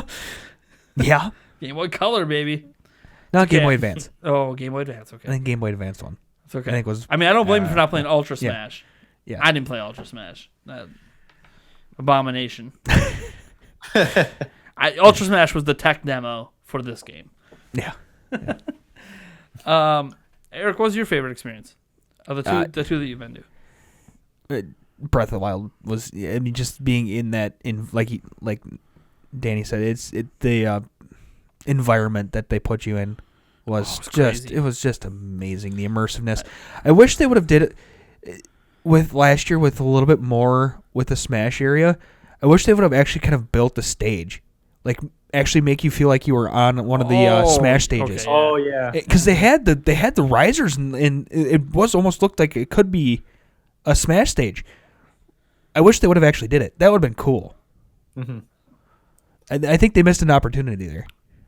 Well, I mean, what's the opportunity they missed? They're not going to get any more people through their booth than they already get. Right. It's just A personal. a more immersive experience.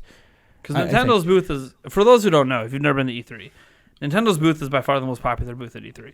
Even when Sony was there. Like, Sony's lines are nowhere near as big as Nintendo's. So if you ever get there with, like, a gamer pass to play Nintendo stuff, like, day 3 is your best day.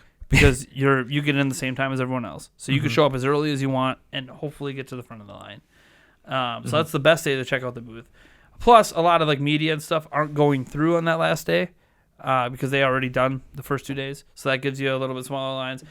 You do run into a lot of industry pass people on day 3 because they know too that day 3 is the best day to check out the Nintendo booth. But just for you guys to like know, like if you don't want to, I understand no one wants to wait in line 4.5 hours to play Pokemon.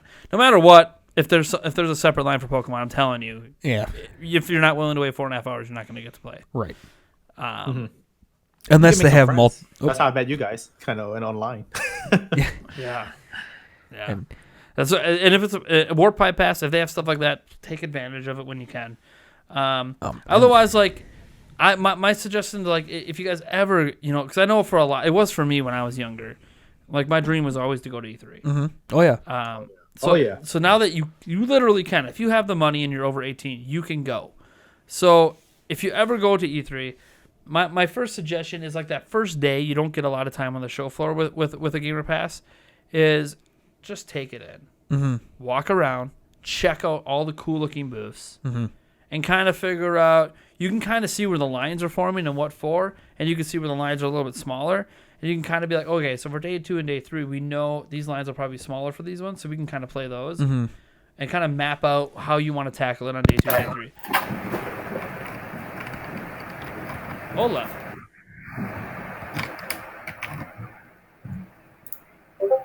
Done. Okay. 1 second. Yeah, it's okay. Obviously, something happened. Felt like a waterfall just started coming. Oh, he's fixing his stuff. That or it. Hello? Yeah. Yeah. Hey, there we go. All good. Okay. It's okay. We're all aware of audio issues. Yeah. Yeah. We used to live in audio issue.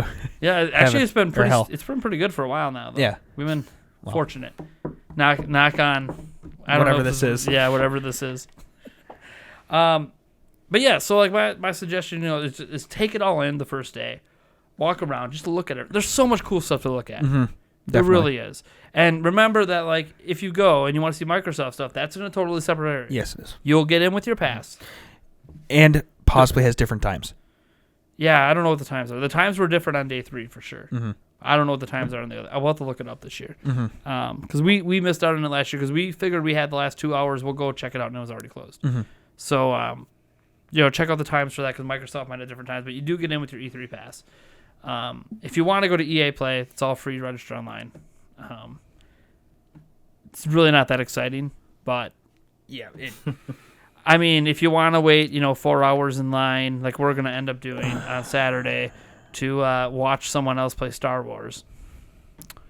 I mean, that's a thing you get to do. Did that last year for Anthem. Hey, you get a poster. I only go because it's Star Wars and I want the poster. Yeah. I love Star Wars. I'm a huge Star Wars guy. So it's like, yeah, we could go and watch the Smash Bros. And the Splatoon tournaments, and like, that's cool. Mm-hmm. I've done that. I guess I'll wait 4.5 hours for a Star Wars poster. Oh, I wish they had a T-shirt that said I waited 4 hours and all I got was this lousy T-shirt. No, I mean, I'm Instagramming that. Oh yeah. It's happening. Yeah. Or maybe we'll do a quick live stream. We gotta make sure we can actually have Record in that area. Have record I'm in line for 4 hours. I can't record. Yeah, right. Again, I was. Oh, go ahead. Some of the goodies, they do make you earn it really hard though. You got to be online for a while on that one. Yeah. Mm-hmm. Yeah. Oh, and guys, like swag, they hand it out like candy. Yes, they do. Yeah. It's not. Don't worry that you're not going to get swag unless it's day 3. Mm-hmm. Day 3, it's usually when they're running out. Mm-hmm. But that first day, like literally when the rush comes in, they're like tossing it in the crowd. Yeah, right. Now I'm not even kidding. Especially who is it? Atlas that always has the giant bags. Yeah. Yep. Every year. Yep. Like they're just tossing them out. It's not a big deal. And if you don't get one when they toss them out, it's fine. When you go wait in line for the Sega booth or whatever, they'll just be handing them to you. I mean, how many Team Sonic Racing air freshers do we get? I still have like a dozen of them or something. Yeah, it was ridiculous. I mean, yeah, every time. Well, and there was like hardly a line for Sonic Team Racing, so like you just turn around, get back in, and they give you a new one. yeah, right. They don't care. Well, you're supposed to get one for every time you play. Yeah. Well, it's just like when we went through the Zelda booth how many times, and I got like 6 of those coins and 6 T-shirts. Don't remind me. I still swear TSA broke my bag on purpose. So they could steal Zelda coins. Yeah, it wouldn't surprise me. Oh my gosh, it's not possible. They just chuck our luggage around and it broke. No, Not possible at all. No. It's an impossible scenario. It is. Considering that my luggage got tossed around 2 years in a row and broke both times. Well, I just didn't lose anything. you were also your luggage was also like $20. Well, the one luggage. Yeah. But the other one wasn't. That was nicer luggage. Yeah. It was just older. Yeah. But either way, I honestly, my zippers never broke. I'm just throwing that out there. I know. No, but what I'm saying is how the zipper was placed. Could have got caught on something. Yeah. Yeah, impossible. No. Impossible. No. Of rolling around with all that other luggage. Yeah. I don't know. It's the It's not fact like they that, tie it down in there, let me tell you. no, I know. But I don't know. Just the fact that, a couple things were missing, not the whole pouch was. Well, because it's a pouch, so not everything fell out. No. Haven't you ever had something fall out of your pocket, but No. not everything fall out of your pocket? It No. happens to me all the time. No. Yeah, he's been on this. He's been on this theory for years now. It's whatever. I don't know why they would open it up just to steal some Zelda coins. Don't get me wrong, they're cool, but like they wouldn't know the value of those coins. It's only $50 a pop, anyways. Yeah. So I lost probably $150. So you still had enough for one for Chris and one for you. Yeah, I know. That was all that mattered. Yeah, I know. I'm the one that's like, oh, do I give him some of mine? No, he's still got one for him, one for Chris. I'm good. Yeah, right. Yeah. I still have all my T-shirts too. Oh my gosh, Yeah. so many T-shirts. But yeah, guys, you get a lot of swag. Even like going through Nintendo's booth, you usually get some sort of swag just handed to you for playing games. Mm-hmm. Pins. Last year they handed out a ton of those. Well, God, I'm looking at it right now. I got 3 of them of just having your Switch out while you're waiting in line. Yep. Oh yeah. They had the Pokeball stress balls. Yep, still For have playing that. Pokemon? It's literally up on my computer desk. Yep. I used it a lot. A lot. The Mario Tennis pins. I remember Yep. that The one. Mario Tennis pins. Yep. Yeah, Mario Tennis pins. Let me see. Yeah, because the Zelda year was the T-shirt and the coin. Yep. And last year was, I think it was just mostly the pins and the stress ball. Mm-hmm. Plus the lanyard. The lanyard you get's always Nintendo because they buy the rights to the lanyards every year. It'll be interesting to see what they have on the lanyards this year. That's always the cool thing, dude, is to see which ones. Yeah, because you don't, and that's cool because like sometimes you get the lanyards like for Smash, and like it'll have like something on it that's not announced yet. Oh, yeah. Other point of emphasis is there's always another insert in your name tag. Always take that out. Nate learned that the hard way. Yeah. Nate learned that the hard way the first year. Yeah. He ended up losing his. Well, then the Stampede. Because we had media passes, so we were in the real big Stampede at the very beginning. Media were trying to get everywhere. And I got basically taken out. My badge got stuck on some sign, and it ripped, and I didn't realize it. Mm-hmm. And then we got in line for Nintendo, and it was already a really long line. And all of a sudden, look down, and my badge is missing. And the rule is you don't have your badge when you leave, you can't get back in. Mm-hmm.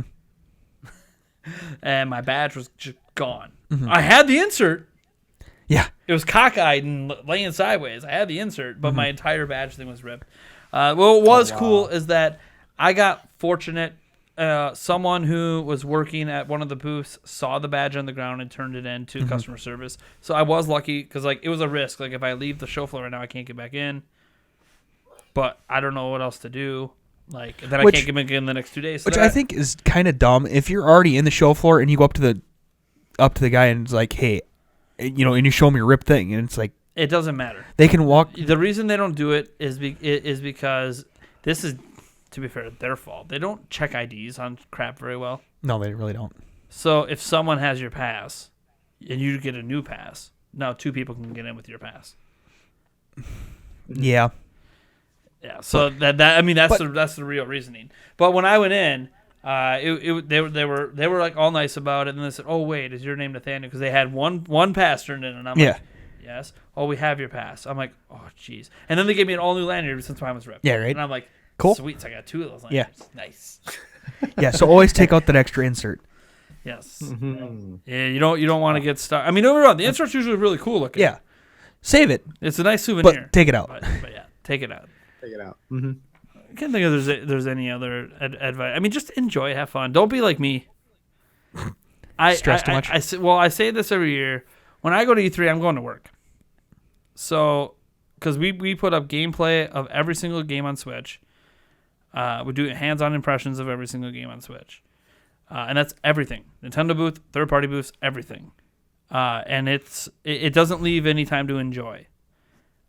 Like when I talked about walking around and just taking it all in, I don't get to do that. I am beelining game to game. I have 3 days.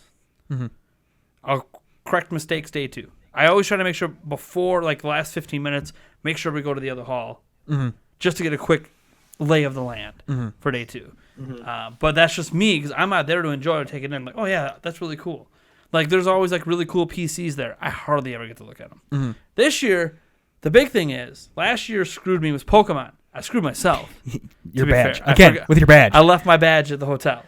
I don't know what it is with you and your badges. So Eric got in line to play Pokemon. I went back. I wasted like 2.5 hours just to get back with my badge, and then I had to wait in line again. And so 4.5 hours. We ended up doing it, I think, on day 3 again. Mm-hmm. So I ended up losing basically half a day worth of being able to do stuff, and that would have been because we had time to go to Microsoft's, but we could have done it way sooner and actually got in. Yeah. But yeah, and I don't think I have really any other advice. I mean, you can bring hand sanitizer you want. There's a lot of hot, sweaty people. It's going to be smelly sometimes. I mean, there's nothing you can really do about it. It's a bunch of people together. There's 70,000 people and constantly walking around and waiting in line. People are going to be cranky. They're going to be tired. What is kind of neat is you do bump in. I mean, E3 I think is a unique event in that everyone's together. So gamers, media, YouTubers, Bigwigs like, from bigwigs from gaming companies. Like you can just randomly bump into people that you never thought you'd bump into. Seriously, the first year we were there, the only people that ever seem to have, well, you know when it's someone who's like a top dog, like when Reggie's walking, in years past, you knew because he had security, like kind of clearing the path a little bit, like don't crowd Reggie. Yeah. And the same thing's true like when Miyamoto leaves to go over to the IGN booth or something. Like when he's walking, he's also got security around him. But that's not true for everyone. Like Tim Schafer was like literally 3 feet from me, just looking at his phone. Yeah. I mean, you'll run into like do you like huge YouTubers like Angry Joe? Like, yeah, he'll just be casually walking around. Like, don't be afraid to say hi. That's kind of the big thing is I kind of still get nervous. Is don't be afraid to like say hi. Don't if it looks like they're going somewhere, say hi and just kind of let them go. Yeah. Because some of these people like us, like I'm there to work. So like if I'm standing in line, talk to me all you want. I really don't You're care. right. Unless you see me recording something like talk to me. But because I've talked to people like Nintendocade. Yeah, right. Yeah. Well, we were also in the booth, kind of like, we already played everything. Waiting for Overcooked 2. But Overcooked 2 and Killer Queen Black. So, so like at that point, we were pretty much wrapping up everything. We weren't even sure if we were going to play Ninjala at first. Yeah, right. Then we had all this extra time. We played the hell out of Ninjala. Best decision we made. Yes, it was. Love that game. Yes, it was. Love that game. But yeah, just enjoy it. I think is the big thing is it's not like PAX. It's not like these other places. It's very open, very free. You'll bump into a lot of people. You see a lot. You see a lot. Yeah, you'll probably see more than you actually play. Unless you're smart about it and you want to play things. And like as an example, like if you really want to play, say Doom Eternal as an example, is in Nintendo's booth with the lines like an hour to get in. Just kind of sneak over to Bethesda's booth. They might not have any line for the Switch version. Mm-hmm. You might literally be able to just walk in and play it right away. Mm-hmm. We found that out with Wolfenstein. Mm-hmm. Is like we could just walk in and play it. There was like no line. Right. But to play it at the Nintendo was like an hour wait. Mm-hmm. So yeah, I don't know. Just enjoy it. Try to have fun if you go one year. And let me tell you, as someone who dreamed about going my entire life, it was everything I hoped it would be the first time. It was something special. I mean, granted, it was Zelda, and it's my favorite thing of all time, but it ended up being my favorite game. I knew after playing that demo. Oh yeah. I thought the demo might be my favorite game of all time. Dude, that opening area is so brilliantly built.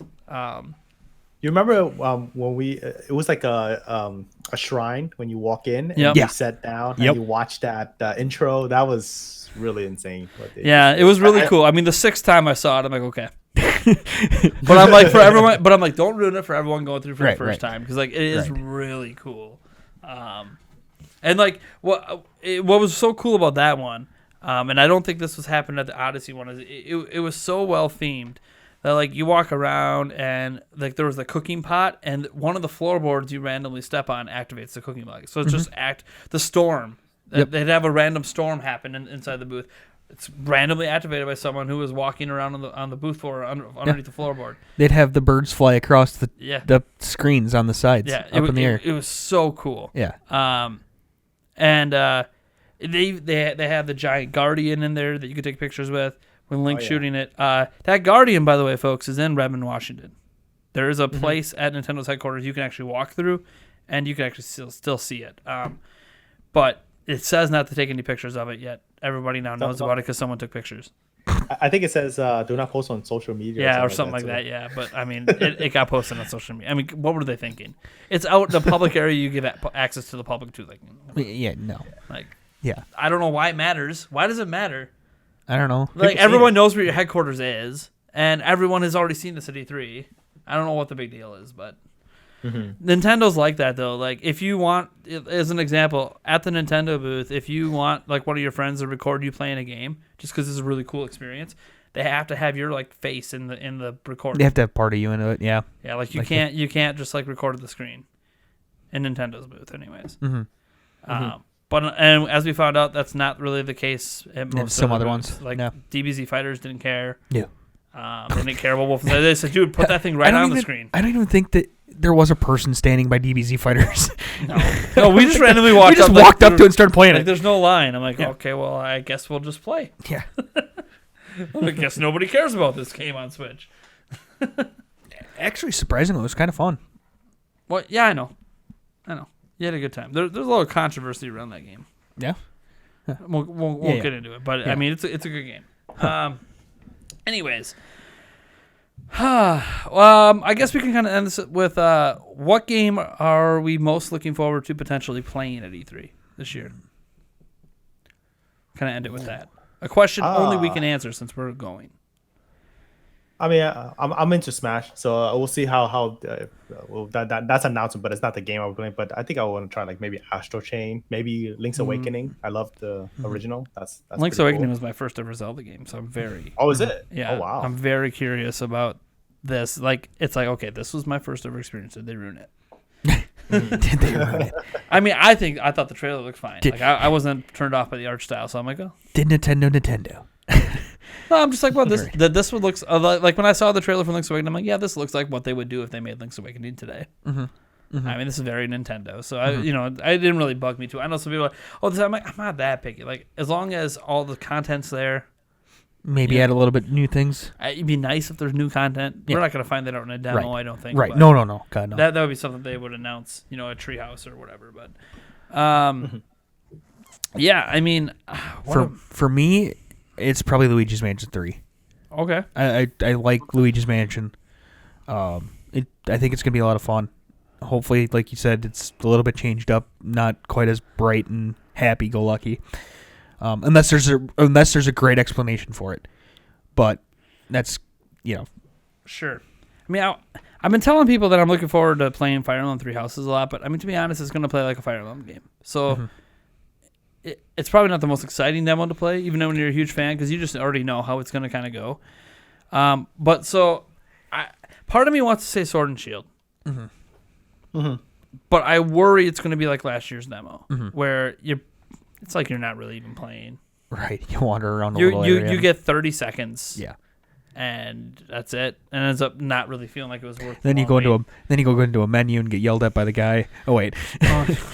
Yeah, I don't know what's over there. Oh, don't go in there, it's broken. I'm like, well, then don't have it able to go into. Yeah, right. By me just hitting the other, there's like 2 buttons on this Pokeball. Yeah. Sorry, I hit the other one. Yeah, right. Like, I'm sorry. Like, I didn't know I wasn't supposed to go into the menu. I hadn't seen anyone else do it, so I'm like, let me see what I have to hit this button. I didn't know what going to the menu. Cool, yeah, I'm in the menu. What can we do in the menu? Yeah, like, right. I've already seen the gameplay. I only get 30 seconds here. Yeah. Anyways, so that one, I'm only looking forward to that one if we actually get to play it for a little bit. If it's only like a 30-second thing, then it's kind of like, I'll play it, but trying to glean much from it's going to be a little difficult. At least with Let's Go, you could glean a little bit of how accurate the throwing motions were and stuff like that. But how the interactions with the Pokemon on the screen. This one seems to play like traditional Pokemon, so I'm not sure how much we're going to learn. I think you'll learn probably more by watching Treehouse, to be honest. But we'll see. So for one that I actually think we're going to maybe get something significant from, I'm kind of looking forward to either Astral Chain, just because that I still don't really get it, and it looks incredible. But Daemon X Machina is one that I'm kind of interested in. I know the demo. You can play it. I played it a bunch. But my big knock when I play the demo is there is some severe frame rate drops. It gets really bad. And I'm wondering if that's cleaned up. So I'm kind of curious because, like, if it's not cleaned up in this demo, then I think it's probably just there. My original, I guess my original theory was, well, yeah, it has these frame rate drops because it's actually being made for Switch Pro, but I don't even know if that's real. So yeah, right. Secret Switch Pro mini drop. Anyone on that trade for there you go. Yeah. Nintendo, said software only, but anyone thinking they're pulling a fast one? With Nintendo, nothing surprises me. A hardware announcement at E3 would surprise me. They haven't done that in a long time. Yeah. I think it's more likely not than yes. That was. Yeah, I mean, I want it to happen. Yeah, at least the mini. I think it makes a lot of sense with Pokemon coming to get a mini out there for cheaper. But what do I know? I mean, they can still do it. It's not like that. I I mean, God, what they announced like the classics like a month before they came out. So Right. soon. Yeah. Yeah. Whatever. So yeah, Daemon X Machina or Astral Chain, just out of not knowing what that is. I mean, yeah, I'm very curious about Animal Crossing, but again, I feel like Animal Crossing will kind of be like Pokemon, where you just, or Fire Emblem probably, where it's like, yeah, you might get a decent time, but like it's just Animal Crossing. And then looking back over this list, damn it, I saw Ultimate Alliance 3, and then I'm like, oh yeah, that actually might. It's right there with Luigi's Mansion. So so there's that too. I mean, realize I'm playing all of them, but yeah, for sure. Actually, you know what? One game. I mean, I am very curious about this game, so maybe this should be the one, because like I know what Animal Crossing is generally going to play like. Luigi's Mansion, in general, I'm sure it's going to feel like other Luigi's Mansions. Most of them, I feel it's just going to feel like games I've played before, besides Astral Chain and Daemon X Machina, because haven't played games like that before. But Town, yeah. if that's there, yeah. I have not. I'm going to be honest with you guys right now. I haven't played any other game by Game Freak but Pokemon games. I know they have some that aren't Pokemon, but I've never played them. They do. So yeah, they do. Not well known, but they do. Oh. So I'm very like Town actually looks good, and I want to play it and see what this RPG like thing they have going on that takes place in this singular village is like. That one really interests me. Obviously, third-party games, but that's more so just to see how well they run. Like I know what Wolfenstein plays like, I know what Doom plays like, but do they run well? Or they run better than last time? I mean, that's pretty much it, I guess. I think that's it then. Is there anything else you guys want to say about this before we wrap it up? I think that's it. I think you summarized it up. Yeah. Well, I'm really curious to see Astral Chain though. That's because we don't know anything beyond just one trailer. That's about it. Yeah, and it looked really. I think the trailer looked I'll phenomenal. have to go back and look at that again. I vaguely remember it, but I'll have to go back It was and look like at that in again. this futuristic kind of town city, and they fought like this big boss, and you can see like the chain part is like this like robot thing, and the guys chained together when they do attacks. I didn't really fully get it, but I don't think I was supposed to get it yet. Kind of reminds me of watching, to be honest, like the recent Death Stranding trailer. It looked phenomenal, but I still don't know what's going on. What's up with the damn baby? Still don't get the gameplay. The baby, they kind of gave an explanation for something the baby might do now. Has some sort of connection to being able to like sense these dark, invisible beings. Right. But I still, the thing is like, still it's Kojima, so. Everything we saw could be a lie. Right. Because it's Kojima. Right. That's just the way it is. Yeah. But that's the way I feel about Astral Chain. It's like, yeah, I saw this thing that, like, oh, cool, that looks cool. But, like, I still don't get it. Like, I need to play it. I need to see Right. see what this is like. So, that's definitely one. And it's a new IP, which new IPs are always exciting. Because you don't know what to expect. They're new. It's just like when they had Splatoon. Or, it looked cool on screen. But what was it like to play it? Then people who actually played it were like, this is special. Like, if you think it's just some kiddie shooter, like, you have no idea. And that could be what Astral Chain's like. Yeah, I don't think Astral Chain looks like it's for kids, but it's kind of one of those things like, it's a platinum game, so it'll probably be decent. But most platinum games don't sell well, so it doesn't really matter. Right. Yeah. I hope it's a game that really matters, because new IPs are always exciting. Right. I guess I could ask, do you think Nintendo will announce a new IP of anything, like from their own studios? I guess that's something to toss up, because we had ARMS, we had Splatoon. I don't know. I'm trying to think. They had the also maybe like an old franchise they haven't touched for a while. Like maybe like you said, Pikmin, like what we said before, or maybe an F-Zero. We haven't seen one since game. That would be fun. I want Wave Race. Wave Race. Wave Race. 1080 snowboard. Would that be considered the casual game Wave Race? Yeah. I want Wave Race. Dude, Snowboard Kids. They technically own the IP. Oh Snowboard God, Kids. That'd be amazing. Bring a Snowboard Kids back. Yeah, they do own that IP. People don't think about they actually, if you look it up, Nintendo owns Snowboard Kids. Bring back Diddy Kong Racing. I mean, we've talked about Star Tropics in the past too, about finally having a sequel to that from the NES. That's never gonna happen. I mean, the biggest thing I keep waiting for Nintendo to actually launch another action adventure game. They have Zelda and they have Zelda. Yeah, right. I mean, Metroid's like the closest you get, but you don't really consider it action adventure. So. Do you guys even think Metroid's even going to be shown? I mean, or talked about? I will be put it this way: if they show Metroid Prime 4, that could be the shocking, because no one expects that. Yeah. After announcing earlier this year, they rebooted. No one expects to see it. So if it like just boom gameplay review, like that would blow people's minds. because that would be completely like no one thinks we're seeing that next year at the earliest. Or maybe they pull off another when they first announced Metroid Prime 4, it's just the logo and everyone got crazy. Or that would be a new logo for Metroid Prime, whatever. Re-announce with the new logo. Yeah. Now this is the real logo, not that one.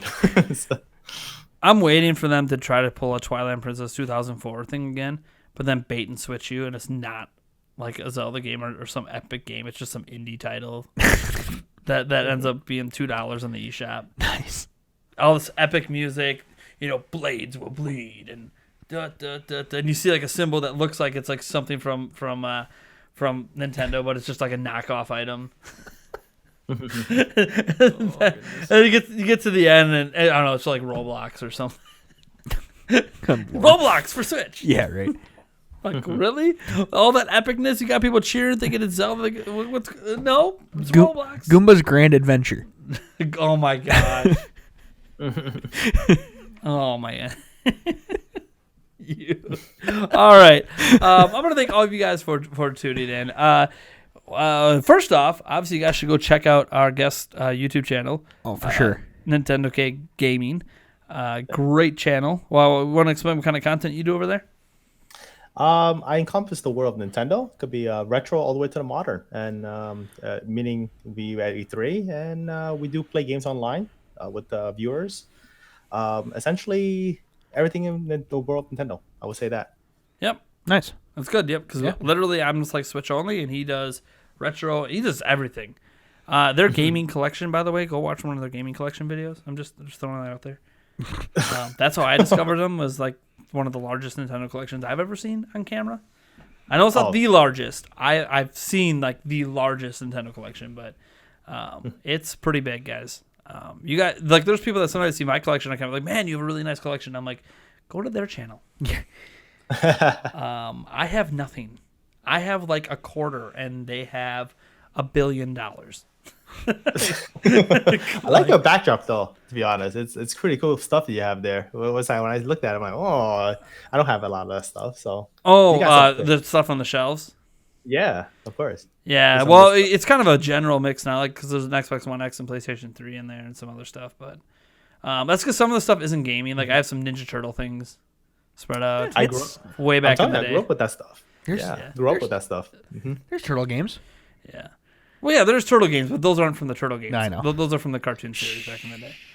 What do you mean? The cartoon series is awesome. Yeah, back right. in the Oh, I day. know it was. Except Then for they ruined it. Except for that's like Razor there, and that's actually from the Secret of the Ooze movie. Yeah. That action figure. Oh, I love that. That's my favorite. That's my favorite. And apparently there's Scar from Lion King up there, apparently. Yeah, because Lion King's the bomb diggity. That was a Yeah. McDonald's toy. Yeah. Come on. Nice. Come on. Yeah. Keep your favorite McDonald's toys from when you were a kid. I got a whole bucket of them somewhere. Yeah. It's called the Mini Beanie Babies. Whatever. Everyone kept those, and like hardly any of them are worth I know anything. Oh man, I do have quite a big Zelda collection, I suppose. That's like the biggest collection of anything I have, which isn't. I can't imagine why. Yeah, I don't know. I didn't run a Zelda website for 18 years of my life. Okay, I have a really cool Majora's Mask that a lot of people don't have. Yeah, that's really cool. Yes. A lot of people ask me about, hey, where did you get that? I'm like, I don't know. Some fan sent it to me when I worked at Zelda Informer, and it's really nice and handmade. And I'm like, you can find some on Etsy, but like this one, the one that was sent to me is like $600. So it's like, if you got the money, I guess go buy it. It is really cool. I can vouch for its quality to probably be up there with the first four figures. Like it's really high quality. But yeah, that's probably the coolest thing in my collection because you don't see a lot of people with that high quality of a Majora's Mask in their collection. Everything else I have, I think, is pretty standard fare. Like people could just have. I don't really have anything that's. I'm like looking at my collection. I don't really have anything that's super. I mean, some boxes of special edition 3DSs I had at one point, but everything else I think is pretty standard fare. I'm literally like looking at it right now. I'm like, it's funny because like I look at it like, but that's it. I look over and I got these two shelving units, and that's everything. There isn't anything else. That's it. I mean, there are a couple of Zelda posters. You got the stickers behind us. And the paintings. Oh, it's true. I do have the fan paintings in our podcast. It's the look. Background. It's the look that you got. Your environment is actually pretty nice. Well, the thing is I don't know. Like I think most people know this at this point, but like I have an in-house studio that I built, and and it's You want to rephrase that? that we built. Thank you. That we built. Sorry. We put up a door. Put up a door. That's the only thing that was built. We built. We put up a door. Yeah. Well, we painted too. Yes. You hung these 2 lights in here. Yeah. That shine on the other. But I guess I did all this background stuff on this wall. Yeah. I did all the shelving stuff. No, yeah. I suppose I basically did most of it. No, I'm just giving you crap. But yeah, like I have what? I only have two full sets right now in terms of like things to record with. Well, I guess I technically have 4 sets, but one of them, like, there's always like like the classic YouTuber, like cameras on them looking back, with their computer behind them. I like never use that. Yeah. I don't know why. I literally have a TV I can put logos on behind me. Like, I just don't. No. I don't know why. Maybe it's just because it makes me feel too YouTuber-ish. Right. Where I'm like, dude, I got this really nice, expensive table and this awesome podcast setup. Like, why don't I use this more? Yeah. I have a gaming collection. Why don't I just stand in front of that? Which I know that's also like classic gaming YouTuber. Like, you guys ever see like beat 'em ups videos? That's all he does. It's just like a room full of collectibles, and then he just records the video. Nothing wrong with that, though. No, nothing wrong with that at all. Oh, I have the portable green screen I use once in a while too. But You have the whole room green screen. yeah, but that's now storage. I realize that, but if you need be, you can actually like stand in front of the green wall and. No, not now. These 2 lights aren't bright enough to actually do it with, so I'd have to bring these lights in there. Yeah. So no, I can't. It's a nice dream though. Yeah. It's a nice dream. Yeah. The original plan for the room never really got used. So. Right. What a waste of time that was. Damn it. Yeah, kind of. We've wasted a lot of time in the studio. Anyways, but yeah, that's kind of my thing is I like sets. Mm-hmm. So like I watch like Philip DeFranco or watch like Linus Tech Tips, and I just like the sets. I feel like it just gives this air of you care a lot about what you're doing. Like you can care without it. Work with what you got, guys. Like if you're YouTubers at home, like work with what you got. Not everyone's gonna have like a giant room like I do to try to build something in. But it's just I don't know. That's just my way of doing things. Like all the other successful YouTubers are not doing it my way, so I'm probably doing it wrong. Right. But that's my style. I like to be wrong because it feels so right. Good Lord. Anyways, where else can they find you besides on YouTube? You can find me on Twitter. Just the handle is just the Nintendocade. As simple as that. Yeah. Yep. Eric, where can they find you? Right here on the Nintendo Prime podcast, obviously, and then on Twitter at emo8790. All right, and you can find me on Twitter at NintyPrime, also on Instagram, which I'm trying to push. If you guys want some behind-the-scenes looks at E3, I'll be putting up some pictures on Instagram throughout E3, so you can go there. It's Nintendo_Prime is my Instagram handle. I literally don't use Instagram for anything but posting website stuff, so it's actually kind of cool to get some behind-the-scenes stuff on there. So people are like, why don't you do it on Twitter? Because sometimes Twitter could be a cesspool sometimes. Let's just be honest. I'm sure Instagram can be too, but I haven't run into it yet, so... it helps that I don't read comments on Instagram either. Yeah, there's that. It's just, my thing got a bunch of hearts. Okay, cool. Yeah, right. Yeah, I think that's it. Otherwise, you can find the podcast on Podbean, to the Podbean app, or you can go online. There'll be a link to it. I don't remember the exact URL off the top of my head. You can find it on the Google Play podcast app. You can find it on iTunes. Literally all these places, just type Nintendo Prime Podcast, and you can probably just type Nintendo Prime and show up. But if you want to be specific, Nintendo Prime Podcast will be the only one. You can also go to nintendoprime.net. It's the only place to find every single episode in some form. And actually, we realized we missed a couple of the... We originally had made that claim, and then we were going back through and redoing everything because we redid the website. And hey, look, there was like some episodes that weren't working. No, it was one or two. We missed one or two of the part episodes of getting the videos on the website, but now they are on there. Yeah. So basically, the website and Nintendo, that's the only place you can get the entire podcast from start to now, because our podcast originally started on a completely different YouTube channel. So things just kind of got split up. So. But that place has all of it, and I think that's it. I don't think there's any other place. You might find it random. I think like fm.com or whatever might have our podcast too, but I don't really log into there ever. And also on the website, we do have links to Podbean, iTunes, and Google Play. Yes. So yeah, and YouTube, of course. And YouTube, of course. So, yeah, Well, the video is linked in. Yeah. So Yeah, thank you guys for tuning in. Oh, I should mention, I might as well throw this out there. I just revamped our Patreon because this podcast is 100% supported by Patreon. I revamped our Patreon, and for now until the end of E3, I am now doing a bonus perk for anyone who becomes a $5 up and backer on Patreon. Any new backers, I will be doing a personalized video for you to thank you for your patronage, and I will try to make it unique and different for every person, so it's not like, you sit in front of the camera and just say someone else's name. Like, I'll try to have some fun with it. And the big thing I actually want to do for you guys, if you happen to especially join during this E3 season, is I can actually record a video for you guys while I'm at E3. And who knows? Maybe when I see Nintendocade, but hey, Nintendocade, shout this guy out. Yeah, right. But yeah, just to kind of make it some unique flavor and kind of give you guys, I don't know, I guess thinking of you while I'm there trying to do things for you, kind of vibe. Plus, we have all these other perks and podcasts early and beyond the podcast, and you can like get in a private session with me to like once a month have a Google Hangout and stuff like that. So like a whole bunch of perks and stuff you can check out stretch goals, but that's a bonus that's only happening for $5 and up backers from now until the end of E3. So just something to consider if you've ever looked at our Patreon like, oh, I don't know, like, oh, if you want a little personalized video, shout out to you at E3, then hey, it's like the only time. I don't know if I'm ever going to do it again. So, because who knows? If we get too many people signing up, I might spend more time doing that than actually playing games. Right. All right. Thank you guys for tuning in. Thank you, Nintendocade, so much for coming. Really. Thank you. Thank you I so appreciate much. it since everyone else said no thank you. Oh, Don't worry. You were asked at the same time I asked other people. So it wasn't like you were like a last resort option. It was just kind of sad. There were some people that said, yeah, maybe. And then like an hour later, nope. And even you initially said no because you couldn't make the time. I actually was out, so Yeah. it worked out. Like, yay. But yeah. All right. Well, thank you guys so much for tuning in. And we'll catch you in the next episode. Bye, guys.